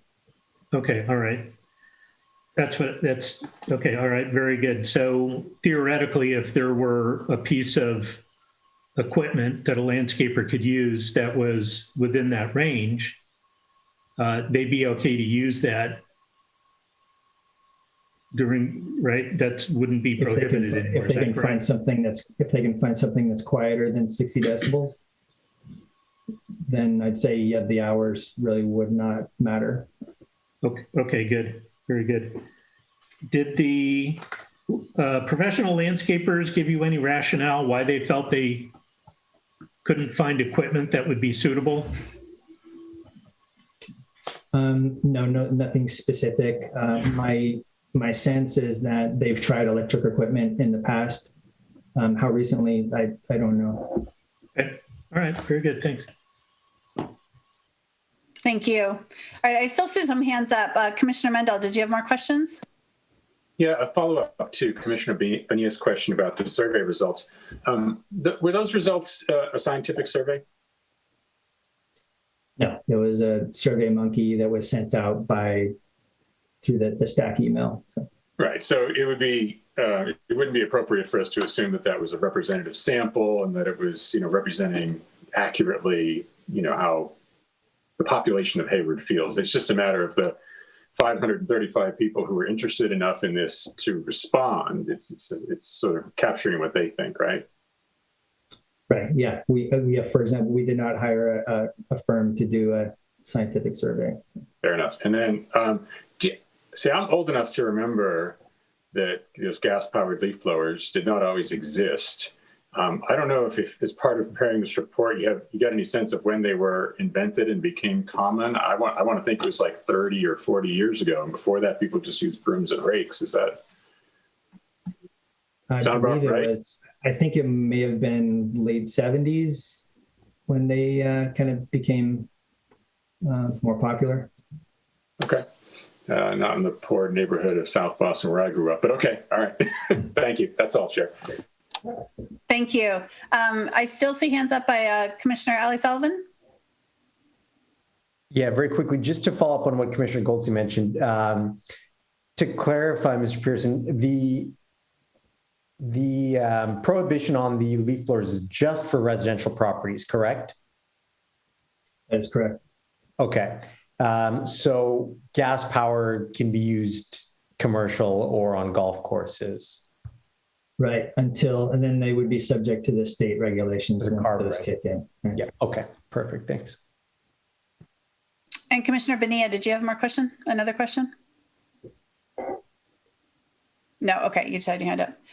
Okay. I thank you, commissioners, because you asked a lot of the questions I had. And I did want to ask one more. I saw, just looking at some of the other cities on the peninsula, that they had a ban unless it was below 65 decibels for gas powered electric. So I was just wondering if the city looked at allowing gas powered if they were below that certain decibel level. And I think you mentioned a study earlier where they looked at a number of gas powered and 16 of them were over the decibels. But what about allowing the ones that were lower if you looked at that? Yes, we did look at that. And there are some cities that require certification to use a gas powered leaf blower, and then you have to get a special sticker that goes on the equipment. We just felt that having that decibel standard applied to that type of equipment would be very difficult to enforce. And I mean, because I assume that, can electric blowers and other equipment be higher than 65 decibels? They can be.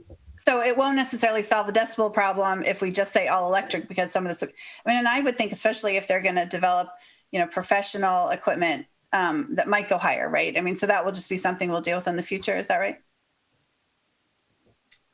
Yes, I think that's, then we need to rely on the actual measurement if there is electric equipment that is too loud. And then did you look at, I guess another question I had about enforcement was, who's the enforcement against? Is it against the homeowner that hires the gardener that has the gas-powered the gas-powered blower, or is the enforcement against the gardener that's showing up? I'm just thinking of incentives in the future. I think it could be against the homeowner or the person that hires the company. It could also be against the company itself. Okay. That'll be, I guess, a future thing. Okay. I think that's all the questions I had for now. And with that, thank you, commissioners. If there are no more questions, let's open public comment on this item. Secretary Chan, if you could take over for the public comment section. Thank you, Chair.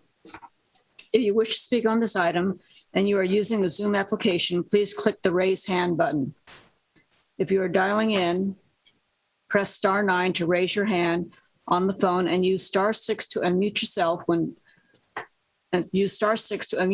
called to speak. If you are streaming the meeting through Zoom on your computer but dialing in via phone, please mute yourself so that there is no feedback sound during the meeting. If there is disruptive feedback or excessive noise during the meeting, your audio will be disabled. Chair, at this time, we have 5 speakers who have their hand up. I'm going to call on Mark DeLong first. Please unmute yourself, Mark. Hi, thank you, commissioners and staff. So I'm in support of the revised noise ordinance. I know that significant deliberation went into the revisions and that a determination was made that all of the noise receptors in the entire city of Hayward would benefit from the revisions. But for this reason, I don't see why the noise receptors that are located near golf courses should be exempted from the protections provided by the noise ordinance, except, of course, that the golf courses themselves want to be exempted. And I know they have the reasons. Full disclosure, I am a Stonebray resident. I live across the street from the golf course, and my family has in the past been disrupted or affected by the early morning noise. I do appreciate living near the golf course and want to be a good neighbor. I hope that the golf course would like to be a good neighbor as well and work with us. And so for that reason, I would strongly want to recommend that the golf courses not be blanket exempted from the noise ordinance, but instead perhaps a compromise can be reached and some sort of annual permit process for exemption can be developed that would allow them to, proceed with their desired operations conditioned by mitigation measures that would be developed in conjunction with the affected noise receptors after a significant outreach is conducted. Just want to remind the commissioners, the Stonebray development, the residential development, and the golf course were developed in conjunction, hand in hand, going back to the late 1990s when it was called the Blue Rock Country Club. And so the golf course, while it has been operating in a vacuum for the last decade or so, not having to worry about residences so close to the property, the golf course was developed knowing full well that the residences would be located very close to the golf course. So I would like to work with them. I know that noise is a complicated issue that requires a comprehensive approach to mitigating it. There's different kinds of noises. There's mowers, there's blowers, there's gas-powered maintenance carts, and there's no real silver bullet. So, there's not like a one-size-fits-all kind of approach. I think that's something that's developed as a conditional permit that's renewed annually. could be a good solution to both sides of the issue.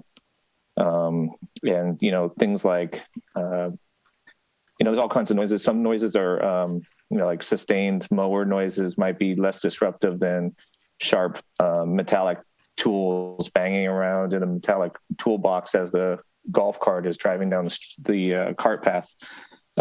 So some of those sharp instantaneous noises are harder to capture and measure, but they are severely disruptive. So just want to urge the commission to consider a permit approach as opposed to a blanket exemption. Thank you for your time.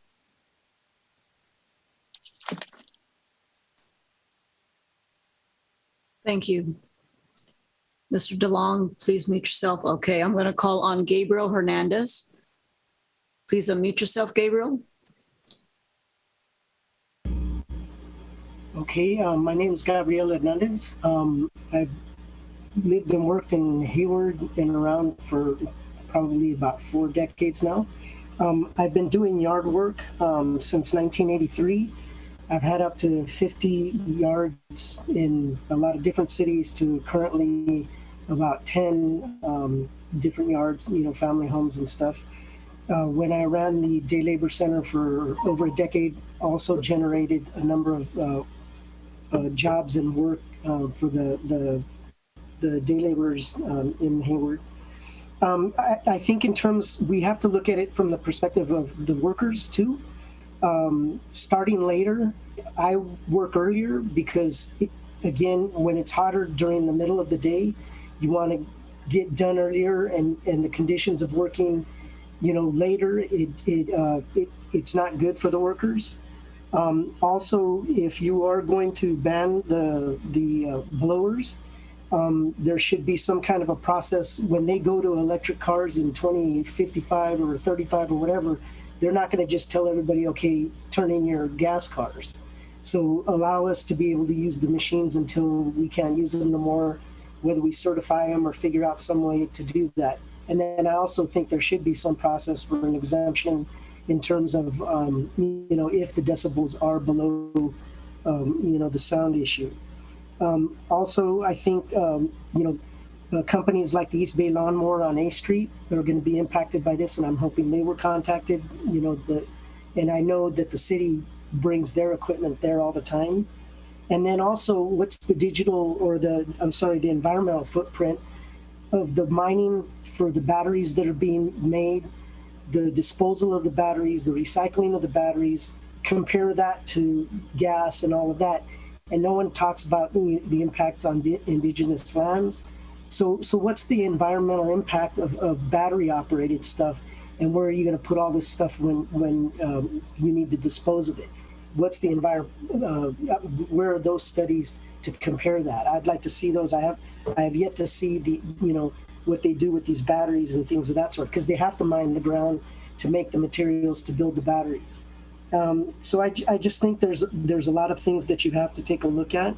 And again, maybe you, just like you do guns, buy back my blower and give me an electrical one, work out something to where, again, some of us have used this type of work to make ends meet, especially during this pandemic. And again, a lot of us, fit the description in terms of the whole thing around racial and social justice discussions that have been had. So thank you for your time, and please consider the workers.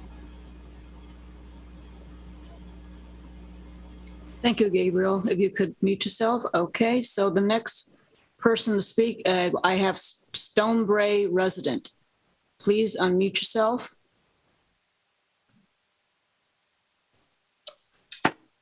Good evening, commissioners and fellow Hayward residents. I wanted to speak on regarding the golf course exemptions. I think Mr. DeLong articulated my point pretty well. So I second everything that he had mentioned. One thing I also wanted to add is that it's not just the residents of Stonebray that are impacted by this. As you guys may or may not know, the Bay Area Ridge Trail actually runs through Stonebray, and Stonebray provides an easement for people that enjoy the the Ridge Trail facilities to cross the golf course. And so, this impacts the entire public, anyone that just wants to use the trails. But it does impact the residents the most. And I believe that we submitted a petition with a number of signatures from many of the Hayward Stonebrae residents. And all we were, I agree with Mr. DeLong. We're willing to work with the golf course to find something that works. Maybe they can do the landscaping at night after the last golfer has completed the rounds. And I don't know if there's a necessity to actually do the landscaping in the morning versus in the evening the night before. Common sense tells me that grass doesn't grow that quickly, but I'm not an expert, so I'm going to defer to the landscapers with regards to when the best time is. Let's see. I think, and my understanding is that the exemption is just being provided because there's an expectation that they won't be able to, or they won't want to comply. And I just don't think that's a sufficient reason. There's not really,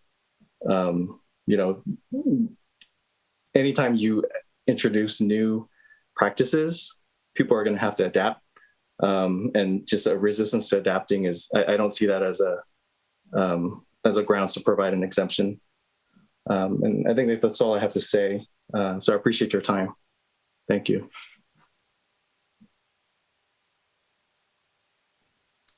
Thank you. The next speaker is Mike Lettinger.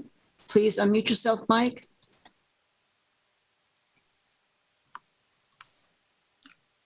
Okay.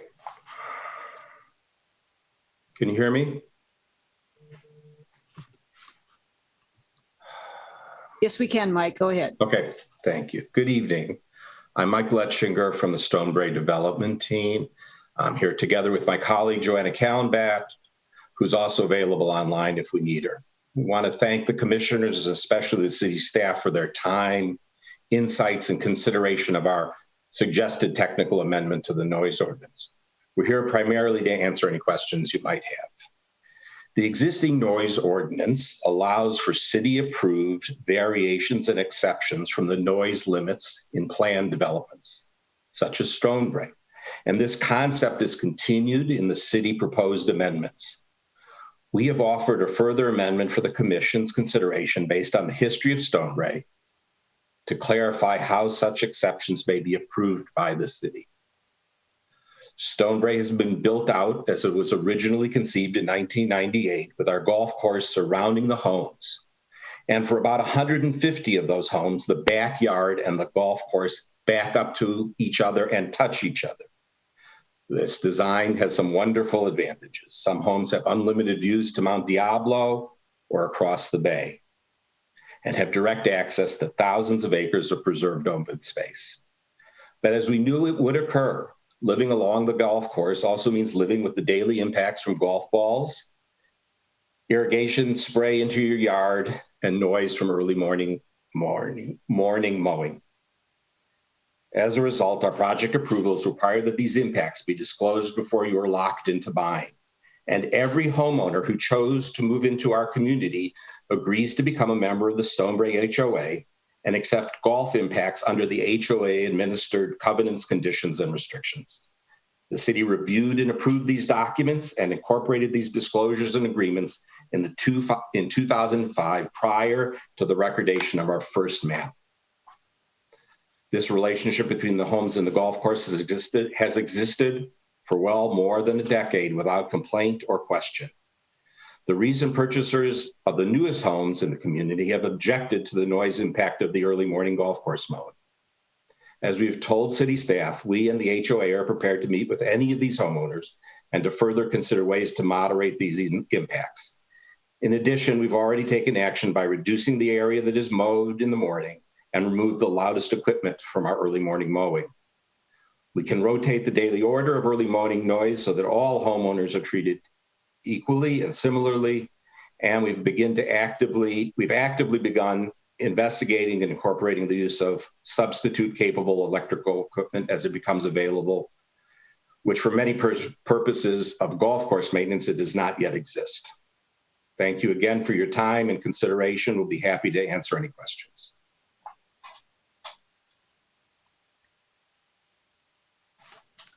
Thank you.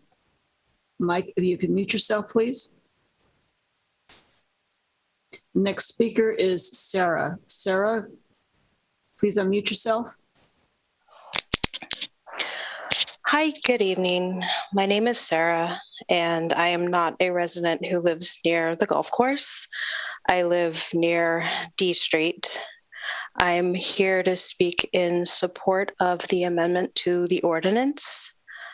I appreciate the item being brought forward, and I thought that the staff report was very thoughtful and a good explanation. So thank you to Mr. Pearson for the staff report. I don't think that the item is rushing or is a radical approach. I think it's very phased and very reasonable. I would like to see it even go further. I know that leaf blowers are a modern convenience that many generations before us managed to have well manicured lawns and did wildfire prevention and managed to live civilized lives without leaf blowers. Although I am sensitive to the comments made by the other gentleman who, he's made a living as a landscaper and finds them useful. In my research on this item, I did review materials from the California Landscape Contractors Association because I wanted to understand the other side and see their arguments. And I found their arguments wanting. They say that leaf blowers are essential, but they don't really provide a convincing argument. They talk about that business owners want clean parking lots and landscapes, and leaf blowers are the best equipment to achieve those tools. I don't think that I can argue that a leaf blower is a highly effective tool at moving leaves and debris.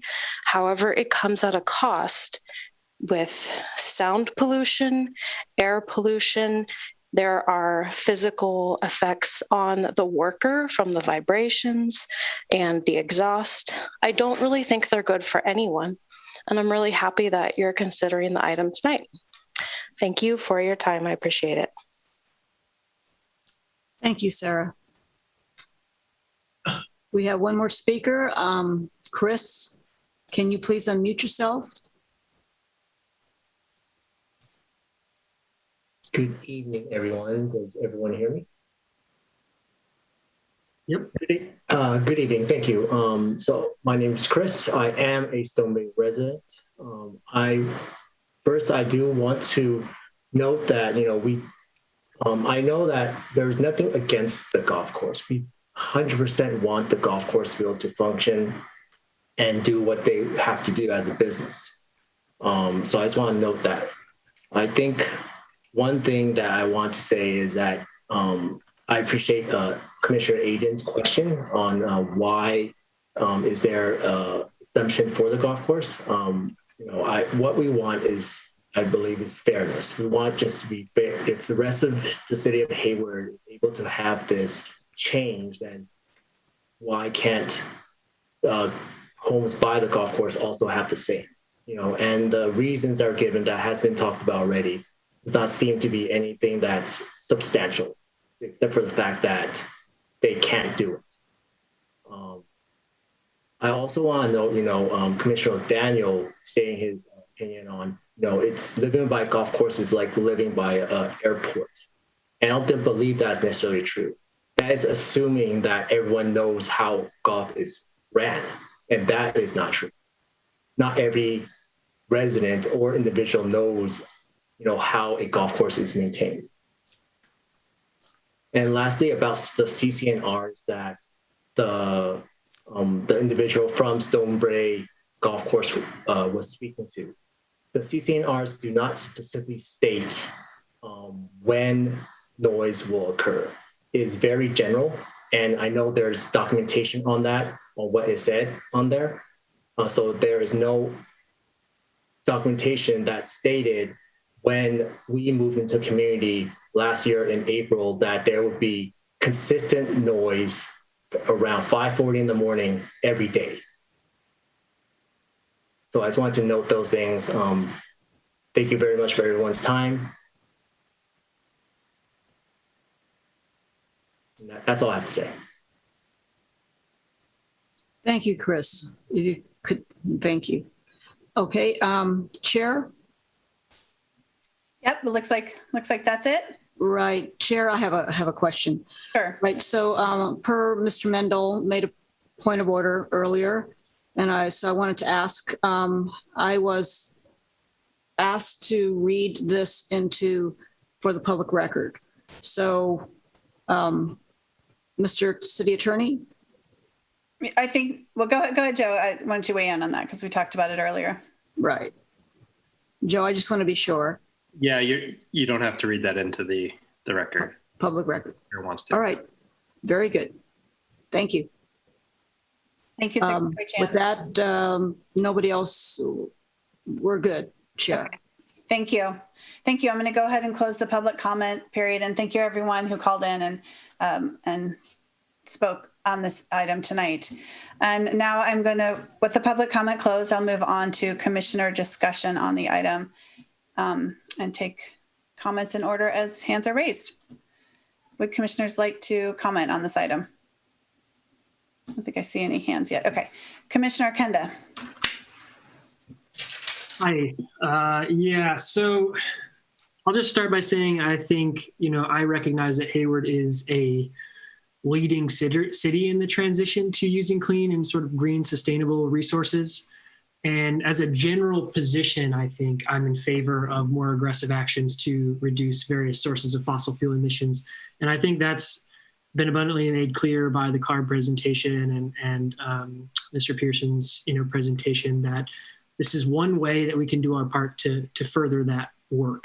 So, I do intend to support the changes proposed in the noise ordinance, but I have done some of my own little minor market research and obviously listening to public comment. I would like to make some recommendations for council's consideration that I think could be implemented during the grace period, the grace period before January 2024 that can mitigate some of the challenges that we've heard and that, thought of. So first,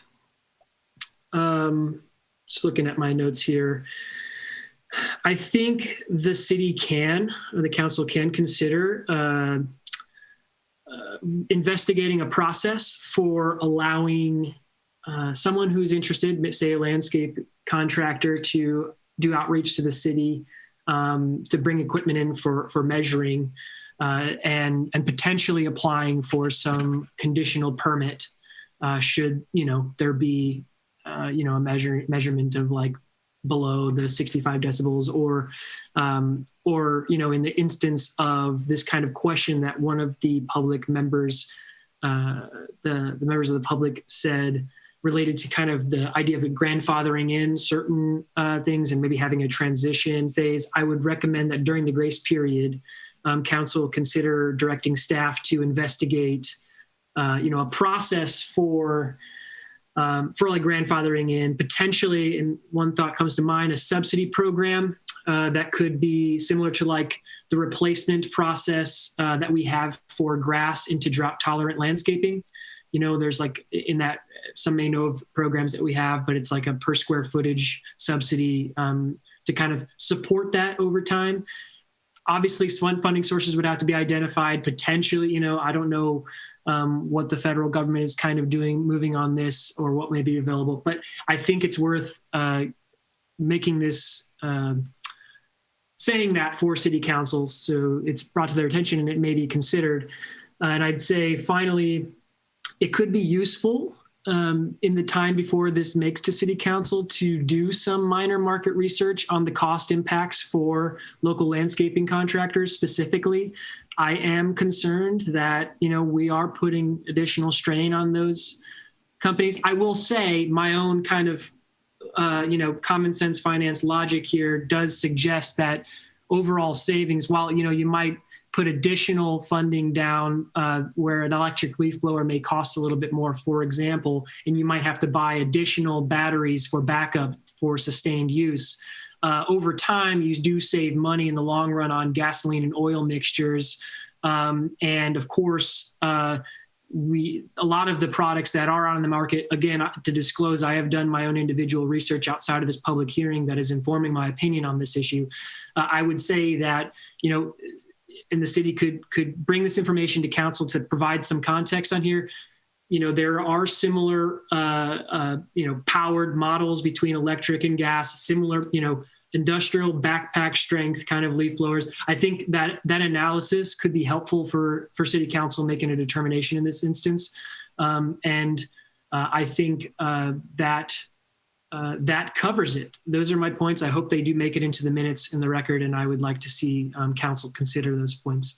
And again, I do intend to support the noise ordinance as recommended by staff. So thank you. Thank you. Thank you, Commissioner. Let's go to Commissioner Goldstein. Thank you. I definitely favor the effort to move up elimination of greenhouse gas emission instruments.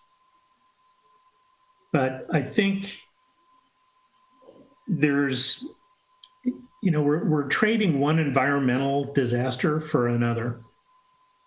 And the small amount of research that I've done tells me that there's a significant problem currently with battery production, heavy reliance on lithium-ion technology.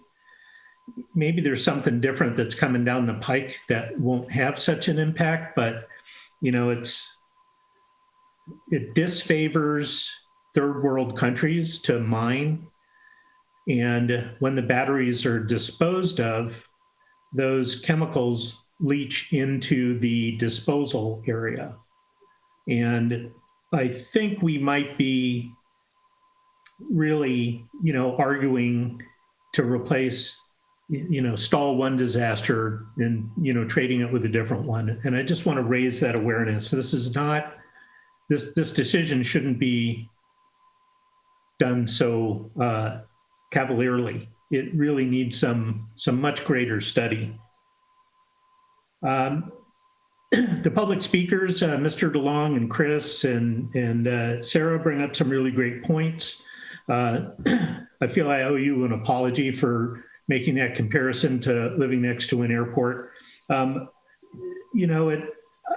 I had lived in a golf course community, and it just, I see the need to disclose that there are going to be issues. And Chris pointed out that he did not feel that those disclosures about the noise happening every morning were made adequately to him. I don't know, I haven't read the CC&Rs, and that's really not the point.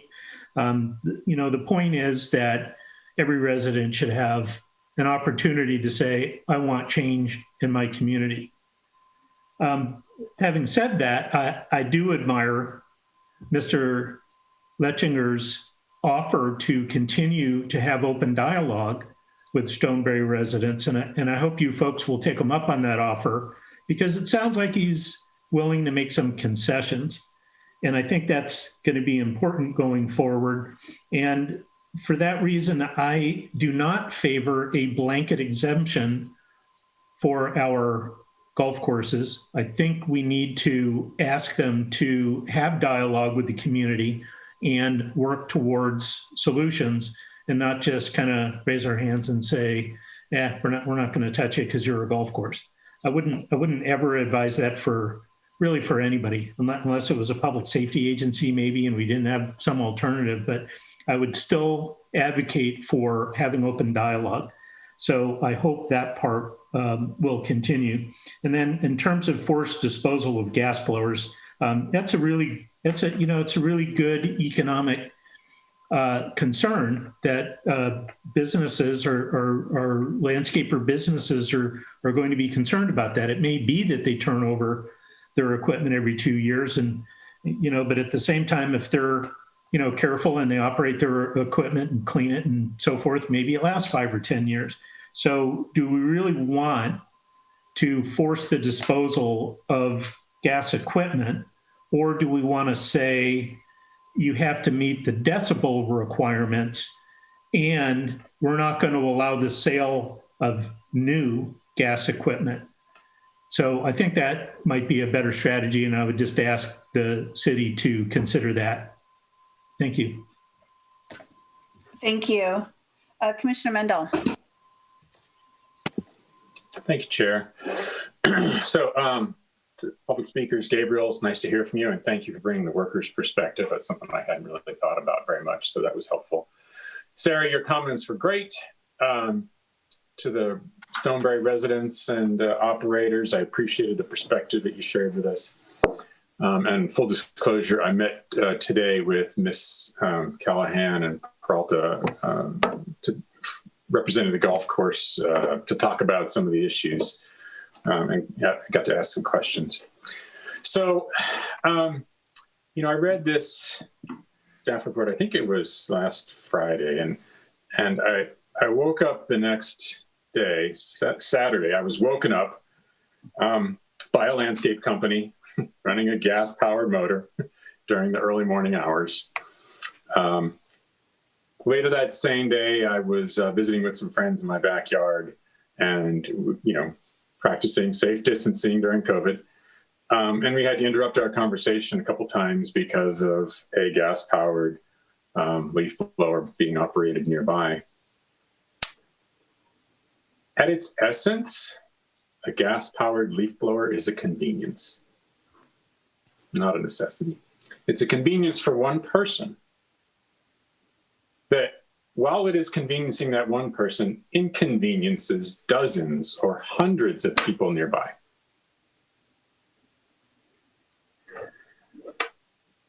Now, given that one person has options available on electric leaf blowers that work pretty darn well and are much, much quieter, brooms, rakes, that's what I used when I was growing up.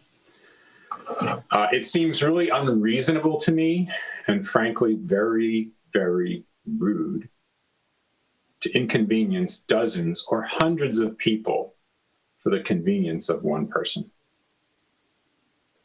So I am all for banning the gas-powered leaf blowers as widely as possible, as quickly as possible. Plus, there's an environmental benefit. As the governor said a couple months ago, we are in a climate-damned emergency.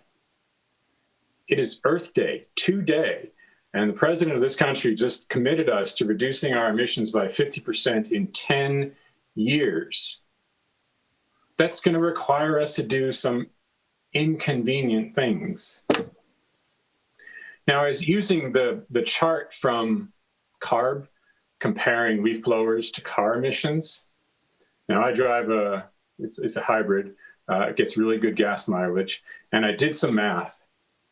If you run a typical gas-powered leaf blower for 2 hours, 2 hours, it emits as much particulate smog as my car does in a year.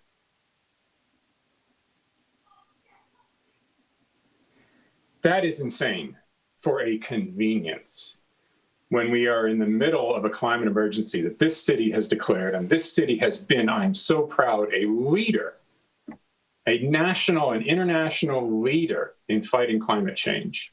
And we need to keep pushing the envelope. And we need to do some inconvenient things. Piedmont and Berkeley banned these gas-powered leaf blowers 30 years ago.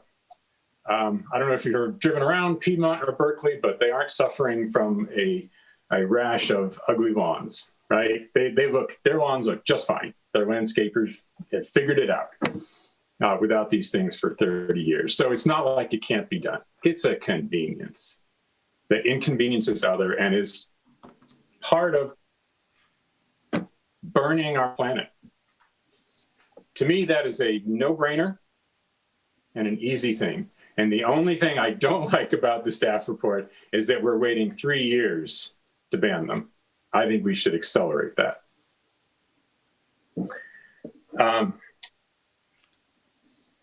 You guys know I'm passionate about environmental stuff, so I appreciate you listening to me as I got on my soapbox there. As for the hours, the other piece of this, I think the changes are good. I think especially in the residential areas, we don't need the same hours in residential areas and commercial areas. People don't sleep in commercial areas, right? At 7 in the morning in a commercial area, virtually no one's there. So it's okay to be making noise early in the morning. At 7 in the morning in a residential area, everybody's asleep. So it's not okay. That's, I think, the essence of the difference there. And it really makes sense to me to move those quiet hours a little bit later in the morning. The last thing I'll say is on the golf course side, it feels to me like there is a compromise here. And I think it was Commissioner Goldstein. You were talking about, electric mowers as an option. I think it was you. I apologize if I'm misquoting. It seems to me like for the operations that the golf course really needs to do between 5 and 7 a.m., okay, I think they should be given permission to do that, but they should use the quietest available equipment to do it out of consideration for their neighbors. And that to me seems like a compromise. We're not going to reach that tonight, but perhaps there's an opportunity for some additional discussions with them between now and the time that this goes to City Council to work out some sort of compromise that the residents and the operators of the golf course can both feel good about. So I would encourage staff to work on that between now and when it goes to the council.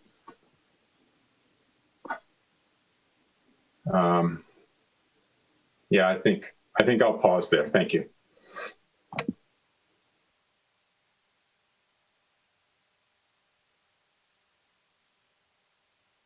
Sorry, Commissioner Ali Sullivan? I think maybe I was on mute. Yeah, you're on mute. Thanks, Chair Roche.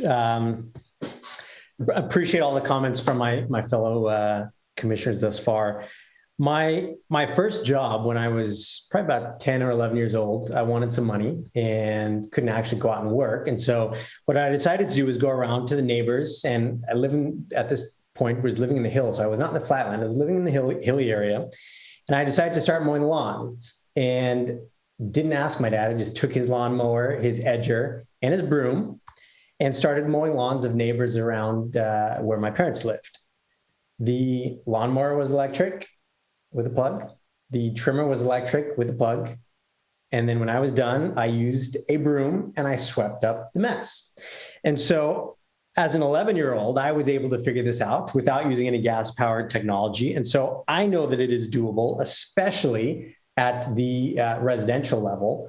And so, the question as to whether or not we should be doing this, I actually, thoroughly agree with Commissioner Mendel on this, that, I believe this is the right step. I think, I applaud the city on actually addressing this with these SOARs, which is a hilarious acronym for them.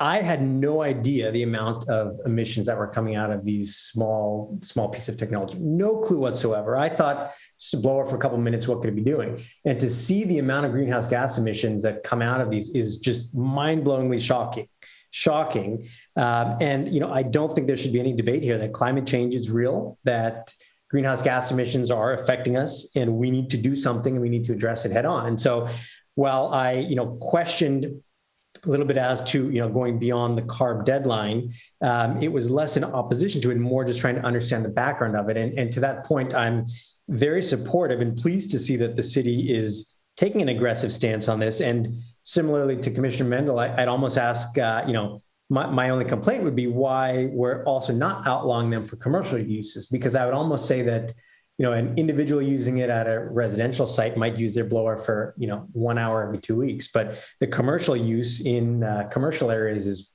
probably emitting a significant amount of greenhouse gas emissions. So I would urge the city to look at that, especially as the technology continues to advance itself.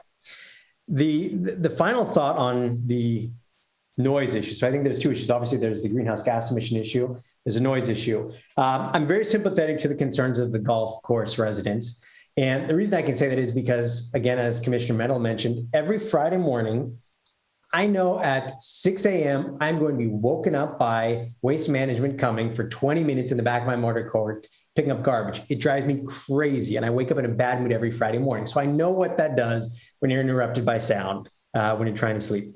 With that said, I don't think this is the venue for us to sort of be litigating that with the city policy today as it relates to golf courses. And it certainly sounds like there is significant opportunity with residents and with the golf course management to, again, as my fellow commissioners have said, come to some type of an agreement. These are new residents that bought into the last phase, and so they're being impacted by this much more so than the people that moved in 8 years ago because they were further away. So the neighborly thing to do here would be to figure out a way to either utilize new technologies or adjust your scheduling to try and mitigate the sound as much as possible. And I'd really urge the golf course management to please do that in order to be good neighbors and to be good stewards of the neighborhood that you're operating in. So, with that, I'm prepared to support this. And I'm very happy to see the city taking a leadership role in trying to address greenhouse gas emissions, especially as Commissioner Mendel mentioned, today is Earth Day. Thank you. Commissioner Bonilla. Thank you, Commissioner Roche, Chair Roche. I have really mixed feelings on this. This kind of takes me back to the whole tobacco ban or the menthol ban. It's like, well, we're going to outlaw menthols, but we're not going to outlaw other cigarettes. So, that just didn't feel right. And this is kind of feeling the same way. I hear the whole climate action and the sense of urgency and why we need to deal with that. But if we're going to deal with it, then let's deal with it. Let's say we're not doing this in residentials or commercial. I think for me, the whole, it's such a big climate crisis. It is. And I think probably the largest contributor to that climate crisis would be those that use these kind of tools on commercial properties for the reasons that our fellow commissioners have already said. And then I think about the gentleman who's been doing yard work since 1983. And I think about the people who do yard work in residential neighborhoods. They're typically smaller businesses. They're typically mom and pop shops. They're typically those who are living on the verge of poverty already. And those, in my view, are going to be the most impacted by us saying, you can no longer use your tools, go find a way to go buy more and buy more expensive stuff. The bigger commercial type landscapers who probably use this stuff on commercial property, I think would be better positioned to make that pivot than a lot of these smaller landscapers who are doing landscaping to simply make ends meet. So although I do agree that we have a climate crisis and there's something that we need to be doing about it, I would prefer us to move in a very thoughtful way when it comes to what we're going to do in this space. So I liked the idea of looking at how we might be able to phase in some of this for people who may not be able to afford it. So is there some kind of subsidy that we can provide? Is there some kind of bring in your old and we'll partner with Lowe's to get you new? I mean, I think we need to be more solution oriented in figuring this out holistically and understanding the impacts of our policies, because I know a lot of people who do this work that use older equipment simply because they have no other choice. And then if you're doing this as a career, I get the whole perspective of picking up a rake and raking and doing those kind of things, but who has that kind of time? We heard the gentleman say he was trying to do 50 properties, and now we're going to go and double his time by making him. For me, this doesn't sit as cleanly with me as I was thinking it would be, and especially after hearing more of these comments tonight. I think I'm still unsure of my decision, but I'm sure I'll get to a decision point by the time we vote. But I just wanted that to be reflected on the record. So thank you. Thank you, Commissioner. Commissioner Stevens. Thank you. I'm not in support of this item specifically for the ban on gas-powered equipment. I think that if there's going to be a ban on gas-powered equipment, it should be aligned with the state's regulations, because I think the state, or I hope the state, has experts that are researching and evaluating whether the tools are available and are appropriate to do the jobs. Secondly, I think I'm kind of frustrated that we're looking at residential lots in Hayward monolithically. Some of us live on very, very large lots. We're fortunate to live in oak forests. And, it's not easy. It's not, moving leaves in the winter is not about making things look pretty. It's about making sure drains flow and we don't flood out. In the summertime, it's about making sure we have fire safety. And while I love to rake, I and a lot of my fellow neighbors, we do our own work. We haven't hired landscape contractors to do this. So I think there's a difference between a 5,000 square foot parcel and a multi-acre parcel. And I think that looking at this in the way it's looked at is inappropriate, especially when we're making a distinction between a residential application and a commercial application. So that definitely doesn't fit for me. I really think that the market is going to dictate how equipment is used in the future. I think as we move forward, we're going to have better battery powered or other non-fossil fuel equipment that will be able to take the place of gas powered equipment. I feel a little frustrated too that there is a lot of older equipment that's being used. I myself have a 20-year-old leaf blower that I fixed and repaired and maintained for 20 years. I've kept it out of the landfill. If this goes away in 2 years, are all these products going to be dumped and disposed of? That just doesn't seem right to me either. So and then finally, while I appreciate the city's outreach efforts, I kind of feel it's not in spirit with the conversation we had last year about alternative forms of outreach. I go to Hayward Rentals at least a couple times a month to rent equipment. I've seen nothing of this there. At the A Street Mower Shop, haven't seen anything there. Home Depot, haven't seen anything there. How have we targeted the people that this really impacts? We really haven't done a very good job of that. So unless that section is changed regarding gas-powered equipment, specifically on residential lots, I am not in support of this. Thank you. Thank you, Commissioner. Before I take my turn, does anyone have more comments to add? At this point, I still see Commissioner Kenda. Yeah, I had one quick follow-up question and then a couple comments.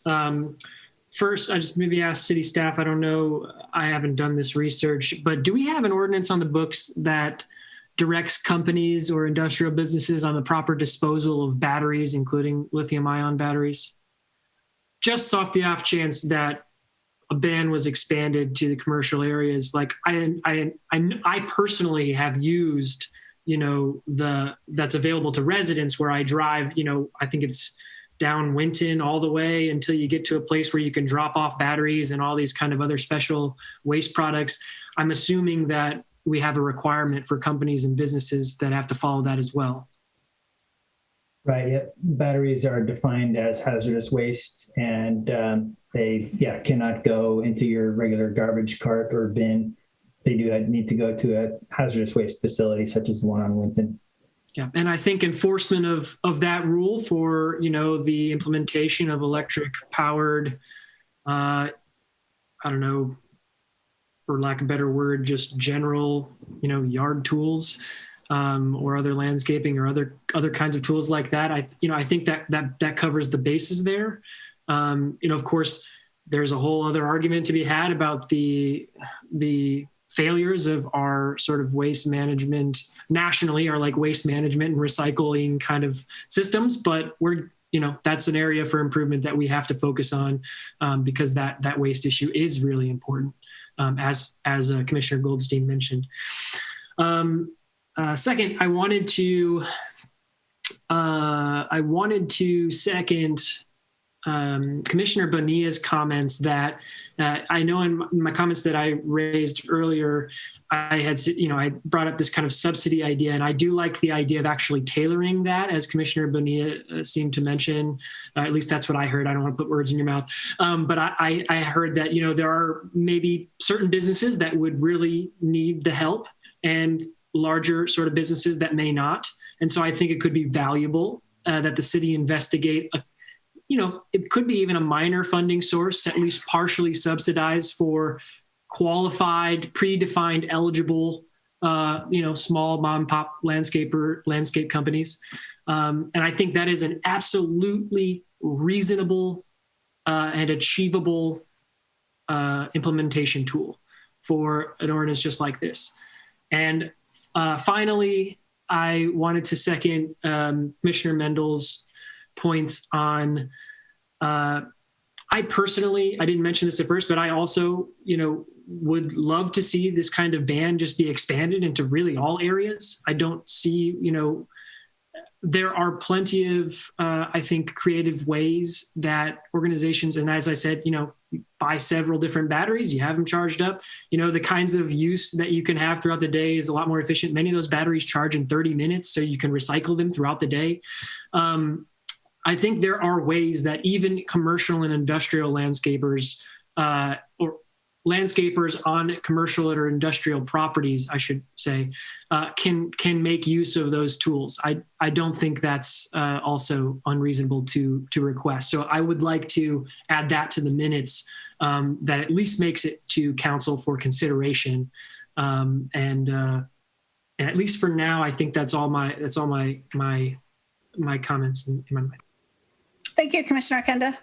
With no other hands raised, I think I'll give my opinion at this point.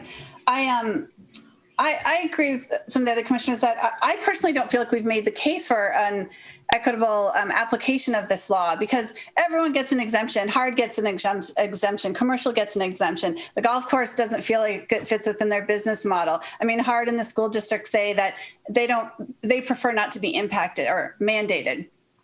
Well, I would guess that your average gardener would prefer not to be mandated. I mean, I think if you look at who this really hurts, it's really only hurting the small independent gardener.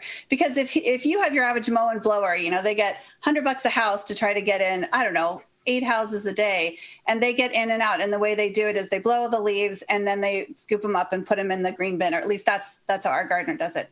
And to ask them to rake that would probably cut in half the number of clients they could have one day, or they're going to have to charge more money. And so I think a lot of people who think this is a good idea will be really upset by that. And while I completely agree on the environmental impact, I mean, when I first saw the ban, I thought, great, we're banning them. The city is banning them. Otherwise, right now, everyone who prefers not to be mandated seems to have a lobby enough to get an exemption on this, except your average solo gardener worker. And I'm really concerned about that. And so for that reason, while I am in favor of the time limits, and then also the time limits, if we're going to reduce the time limits on the weekends, which I'm in favor of, we're also reducing the number of houses that your average gardener could get to on a weekend. So I think it's like a double whammy for, like I said, your average solo gardener who I don't know really has a voice in this report or even in the surveys. And the few gardeners I've talked to, one said, they keep all their equipment in a storage unit. Which means they don't have the ability to be constantly charging their equipment. And when they're out and about all day, if they get all their equipment loaded up in the truck, unless they purchase some other, expensive equipment to be charging their blowers along the way, I think that would be really hard. And without sort of major, incentives, a buyback program, an ability to stop somewhere along the way within the city to charge their batteries. I just feel like this part of the ban is not, I don't think it's a fair application of it. And I think everyone benefits, or everyone doesn't have to pay the price except for the one part of the community that's really vulnerable. And that is, a small independent business person who relies on every single one of those clients throughout the day, and will be directly affecting that. So that's my opinion on that. The rest of it, I think we need to do something about blowers in general, but otherwise it needs to be fair and equitable. And I don't think this is. So that's my opinion on that. And if we want to, let's see, that's my opinion. I'm ready to introduce motions at this point. Okay. I think Commissioner Okenda had his hand up first. Yeah, I'm not telling the staff how to do their job or anything, but I personally, what I've heard, I wanted to just note for the record that at least 3 and maybe 4 of the commissioners, as far as I've heard, has said something along the lines of considering broadening the impact of this to be more, as Chair Roche just mentioned, kind of equitable for various different reasons. But I just wanted to note that I've identified that, and I really hope those comments make it to council. That's all I wanted to say, and thank you. Thank you. And let's see, I think it was Commissioner Mendel. Did you have your hand up next?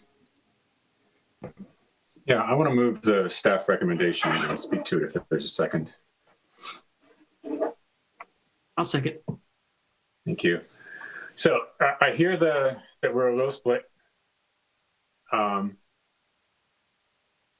I very much want to accelerate the timeline here, but I'm not sure the votes are there for it. So I'll be interested to hear as if people comment again, those of you who are in support of the motion, whether you'd be willing to support it with creating the timeline by 1 year so that the ban takes effect January 1st, 2023. But I'm not including that as motion at the moment. There are ways to deal with most of the issues that were mentioned. For example, there are, I think staff did an analysis for the Sustainability Committee, and it was a matter of dozens of small landscape companies in Hayward. If the major reason for someone to be uncertain about whether they want to support this is that we might be hurting a few dozen companies, it would not be that hard to provide a little bit of a subsidy to a few dozen companies. Here's $50 for every piece of equipment you have to upgrade to help defray the cost of the more expensive equipment. They have to replace it every few years anyway, because they're using it so much. And so as part of the life cycle here, we'll help you upgrade. That's doable, right? And that could be part of the recommendation to council to set aside, a few $1,000s to help with something like that. I don't think we need to make it part of the motion tonight, except as a recommendation to council, because they're the ones who would be allocating the money. And then on the residential versus commercial, you got to start somewhere. Part of the reason for banning it in the residential areas is so that landscape companies, including the small ones, that usually have a mix of commercial and residential properties, yes, they'll have to buy some new equipment within a few years, electric blowers for their residential clients, but they can continue to use the gas-powered ones for a couple more years on the commercial properties. I'm not in favor of that, but but they can, right? And so they don't just throw them away. They'll just be using them on the commercial properties for a few years while they use the quieter ones in residential neighborhoods while people are sleeping. I think it's a pretty small step. Berkeley and Piedmont banned gas-powered leaf blowers. It would. While I'm in favor of a blanket ban. Initially, I thought that this was applicable to all stores in the city, and I recognize the question of, if we're only addressing this one piece, what about all the other issues? What about all the other points of emission? Again, as Commissioner Mendel mentioned, you do have to start somewhere. And the other thing I'll note, and Mr. Pearson, correct me if I'm wrong, but the CARB regulations are going to mandate statewide that there are no SOARs anywhere by 2028. And so it is going to be very equitable in 6 years from now, because you're not going to have any of these gas-powered engines operating in the state. And this is addressing one component of the gas emissions in the city of Hayward, moving that timeline up a couple of years. While I'm, certainly receptive to the comments of my fellow commissioners as to the impacts that this will have, I also do think that, and would hope that the city would come up with ways to mitigate that impact on businesses that are operating in Hayward. And I would think that there's probably ways to mitigate that financial burden that some small businesses may face. Additionally, outside of the small businesses, this is also going to affect the individual homeowners who probably can easily afford to pay for a new blower or a $10 broom. So, the impact on individual homeowners, I think, is going to be minimal. The impact on business, while there might be impacts, I would argue that you can mitigate those impacts, and the net benefit that the rest of Hayward residents will see is worth that small impact. Thanks. Commissioner Stevens. Thank you. So I guess I disagree that the impact is negligible to the individual resident of Hayward, know what people's budgets are and how they want to spend their money. So I think that that's not a good argument. I also feel frustrated that we're separating business from residents. I think we saw that even though the poll may have been unscientific, we did see that the people that did respond were not in overwhelming support of this. So I also still feel frustrated that while I support Hayward being a leader, I think that this is a very complex issue. And I think that I would hope the state has a lot of informed experts in this that can make smart decisions about this, and then can really provide leadership for us so that we don't make mistakes that cause more trouble moving forward. So I guess I don't understand why we can't just follow the state's leadership. Thank you. Commissioner Ellie Sullivan. I think Commissioner Bonilla had his hand up before. Oh, thank you. I put my eyes on you both, raising close to Commissioner Bonilla. Thank you. I do appreciate all of the comments that have been made tonight. I think it's a very tough decision for all of the reasons that we just discussed. I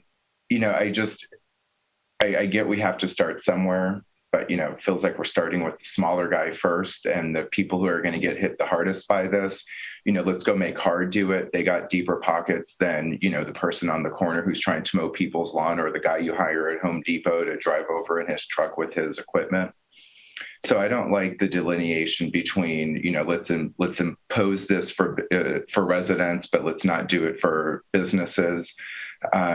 And I also agree with my fellow commissioner that the impact to this, I think we're underestimating it. I mean, if that's the case, we're saying pick up a broom. It's like, well, then put in earplugs so you don't hear the, whatever come in your trash or whoever blow in their weeds. So I won't be able to support this as it's currently on the table. All right, thanks. Commissioner Ellie Sullivan.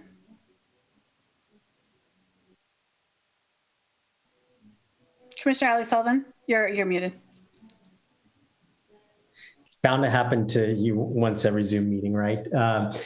Just to comment on Commissioner Stevens' notion around the CARB deadline, I think it's important to recognize that when the state mandates through agencies like CARB, there are policy considerations and there are political calculations that go into play as to how those dates are determined. And just because a date is set doesn't mean that the policy rationale isn't there for that date to be set today. That date is set based on the political reality at play in Sacramento and through the entire state. And so I think that's where our ability as a body today is able to take into account the political reality on the ground here in Hayward and make that calculus on our own and make that determination to say, we're going to move forward on this. And that's how I'm thinking about this, as opposed to CARB knows better than the city of Hayward does. Thank you. Let's see, it looks like some hands went back up, and I'm sorry, I apologize. I didn't see the order they came in, but Commissioner Stevens. You're muted.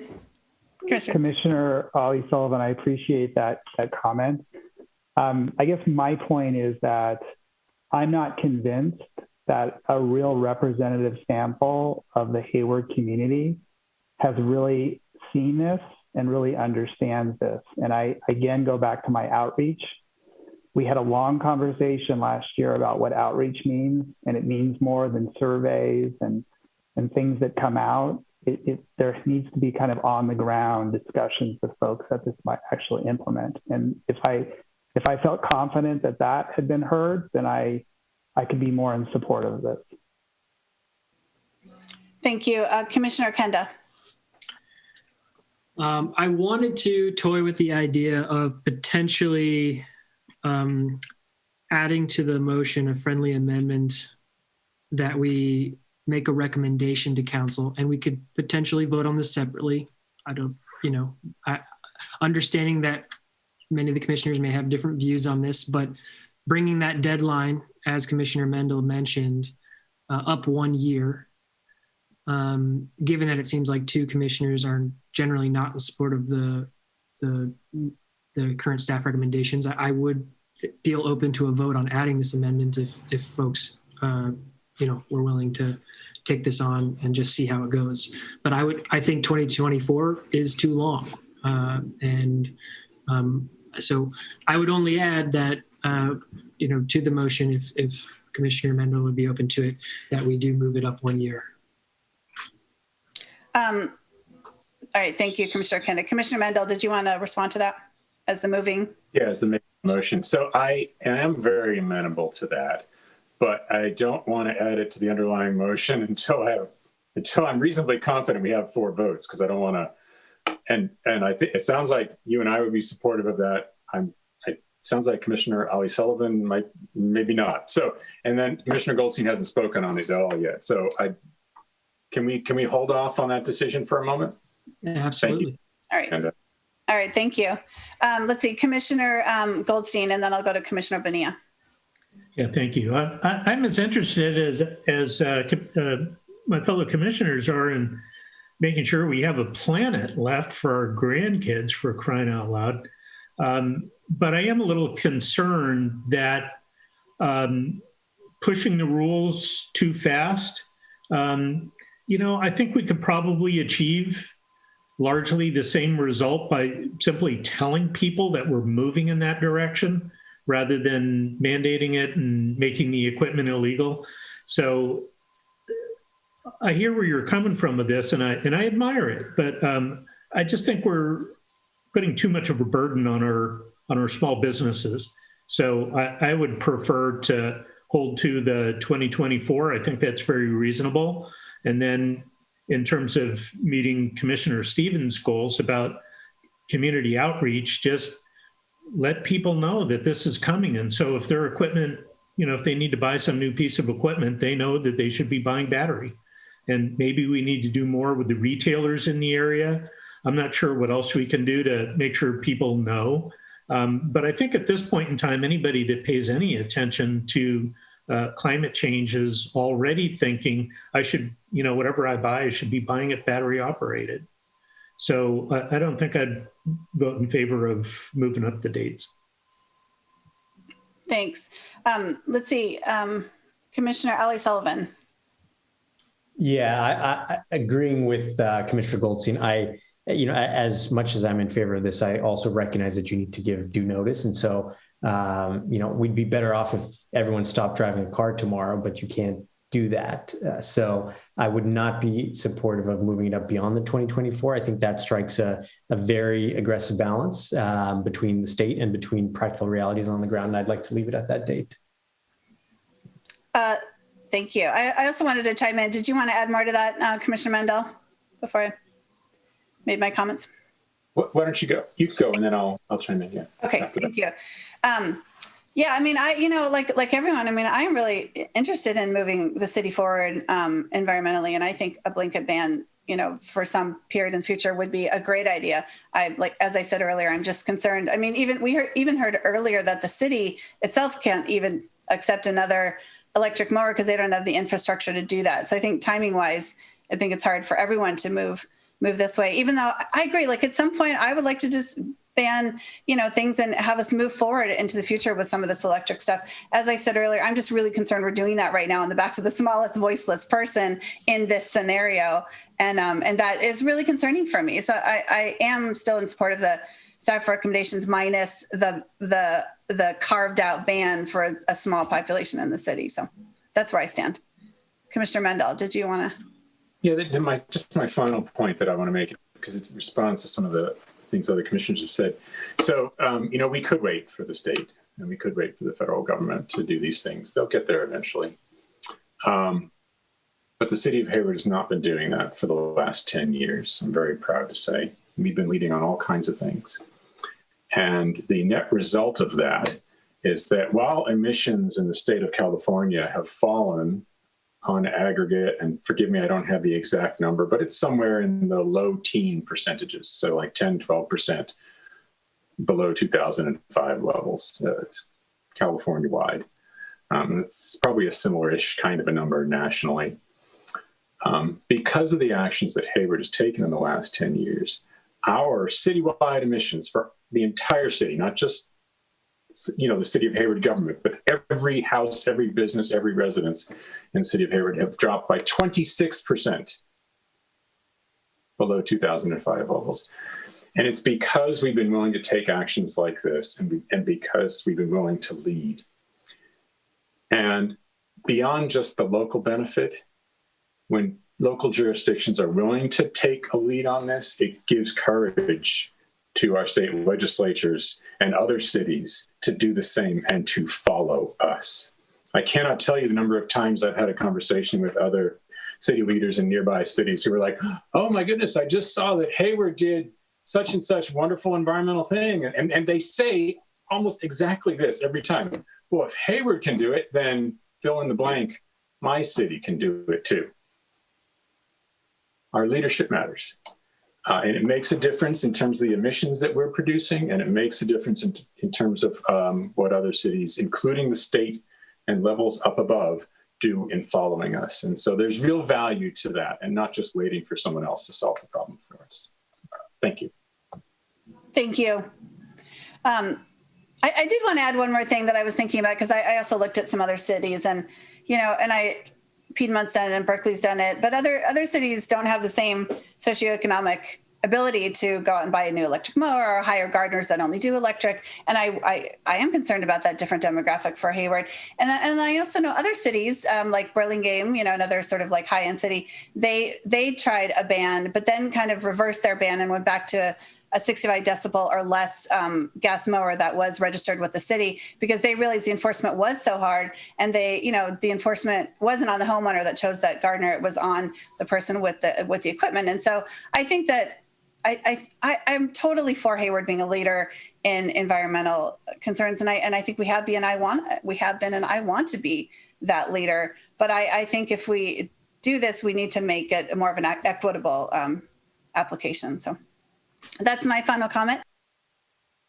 Motion on the table, and I think we need to call for a vote. Commissioner Ali Sullivan, did you want to add one more thing in the discussion? Yeah, just to clarify, the motion on the table, can we clarify what the motion is? Just to make sure that it's clear. Yes, the motion is for the staff recommendation without any modification. Thank you. That's right. Secretary Chan, did you get that? That the motion was made by Commissioner Mendel, seconded by Commissioner Kenda, and it is to move the staff recommendation. Yes, I did. Thank you for the clarification. I appreciate that. We're ready for the vote? Yes. Okay.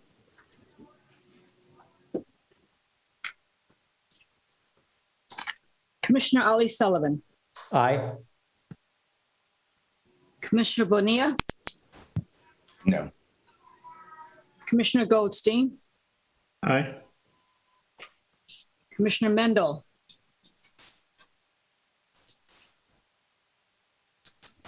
Yes. Commissioner Okenda. Yes, and I'd like to add an explanation for the record, just that I also would like to see the council consider moving the timeline from 2024 to 2023 on the ban, and considering an equitable subsidy program for the most impacted landscape residents. Thank you. Commissioner Stevens. No. No? No. Thank you. Commissioner Roche. Chair Roche. I'm sorry.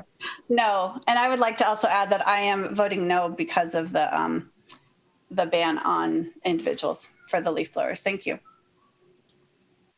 Thank you. So that's 4 ayes and 3 noes. Okay.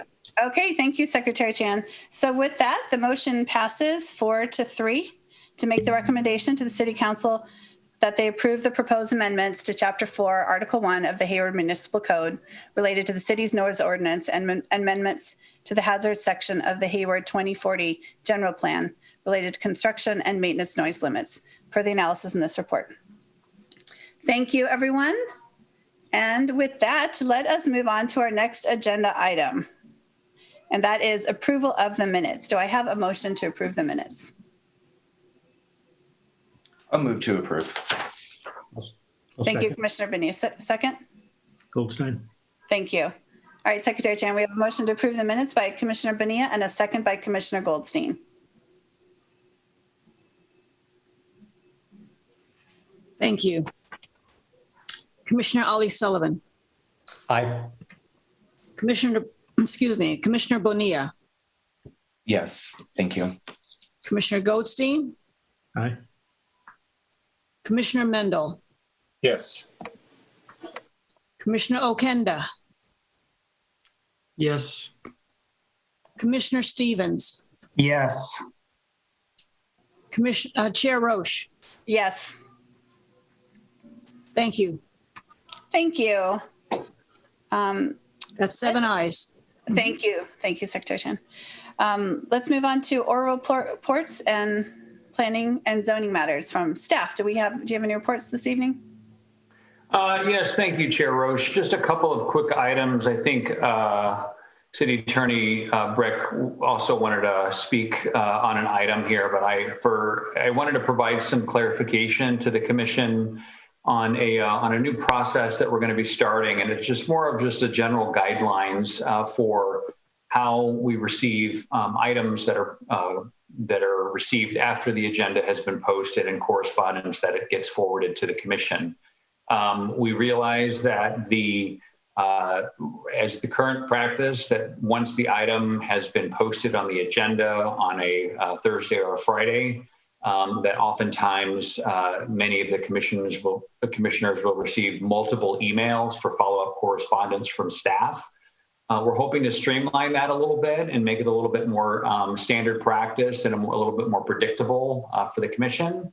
And so we've developed what we think is some general guidelines that are pretty consistent with what the City Clerk's Office performs for the City Council meetings. And that would be that when we receive standard comments that are received via email correspondence, we will now retain those, and we will plan to send those to the planning commissioners at the end of the business day on Wednesday, the night before the meeting. The idea with this is that, having and collecting all of the comments that are received and forwarding one email to the commissioners within 24 hours of the meeting, it would probably provide a more thoughtful approach versus getting a bunch of correspondence over the weekend and then following into the next week.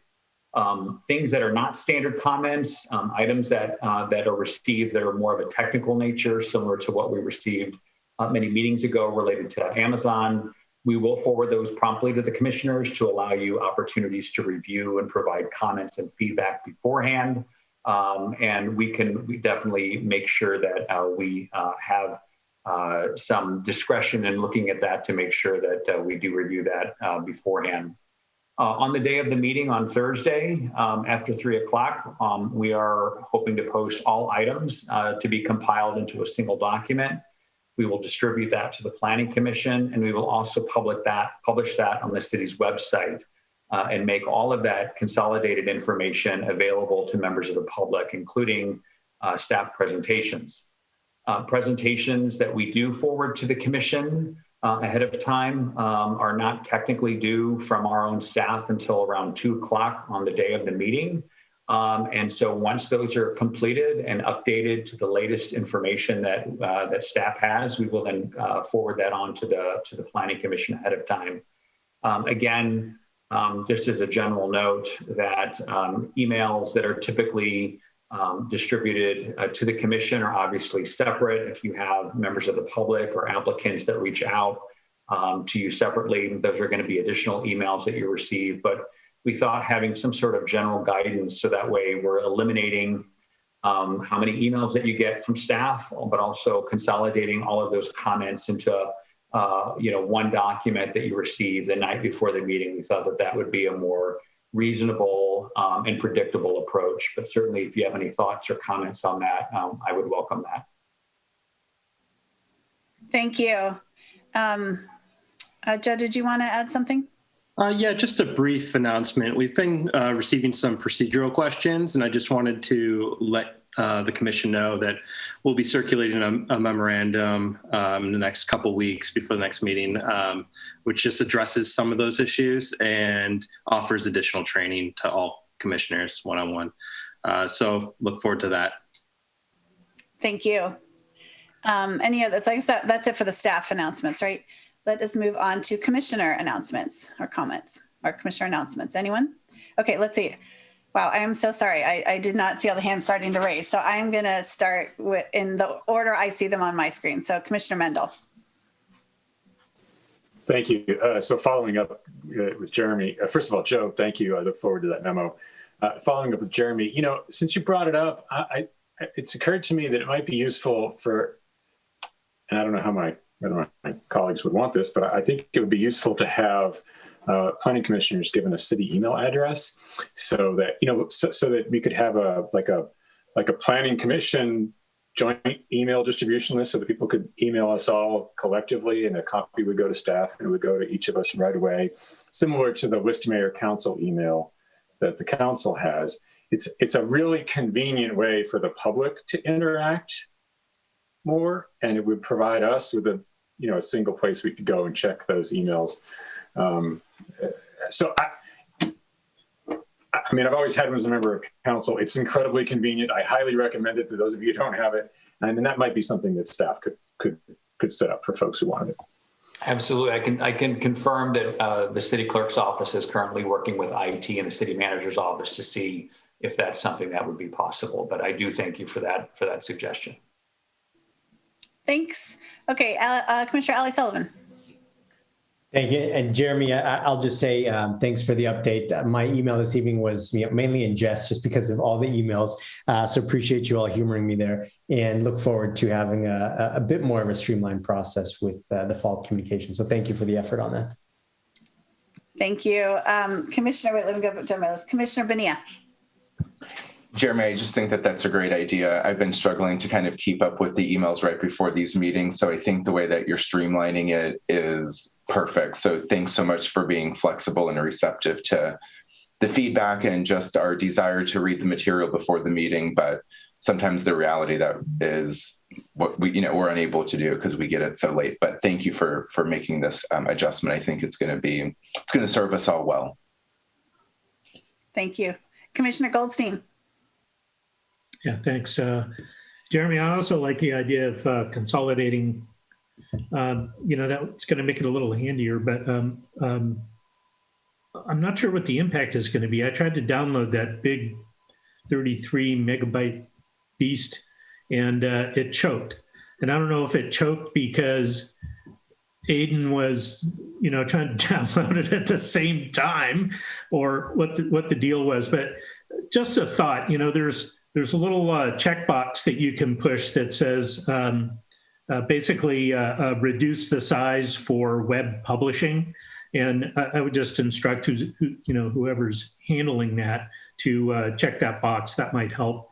I notice sometimes I get about 25% of the size versus the full size. So that would have made it, quite a bit easier to download. And, Al, your idea about having a general email, I think is a good idea. And I think the only reason that hadn't been done for this group is staff wanted a way to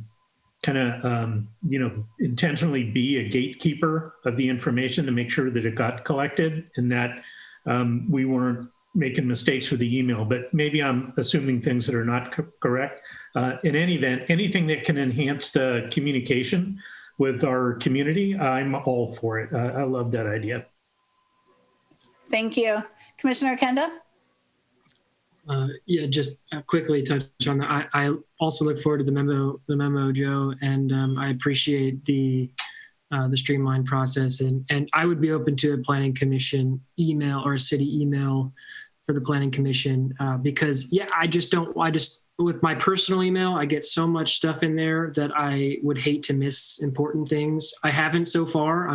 I feel, good about that, but it could happen. And so if I had the Planning Commission email, I would know, okay, well, all this stuff, I just need to review it. So I would appreciate that. And if it's appropriate, I also have some commissioner updates, generally community commissioner updates, if I can. Sure, yeah, this is your time to make community announcements. Yeah. Excellent. Community announcement. So first for folks, I wanted to just highlight, there was a Let's House Hayward presentation on the plan that's been proposed for sort of priority proposals from staff to city council on addressing the inadequate sort of housing, shelter, and outreach services that, the city's been struggling with. This just generally high level 3 points. It includes, proposing that there's, safe parking facilities, sort of safe encampments or sanctioned encampments, and possibly even additional annexing of sort of non-congregate shelter. Those are shelters with private spaces, like a hotel annex, which has recently been adopted. I just wanted to share that point. And then I also, for the public, wanted to say, anybody who watches this, on Monday, April 26th from 5 to 7 p.m., the Council Budget and Finance Committee will be we'll have presentations from community members and city staff on issues related to reforming areas of our police response that can relate to police violence, mental health crisis response,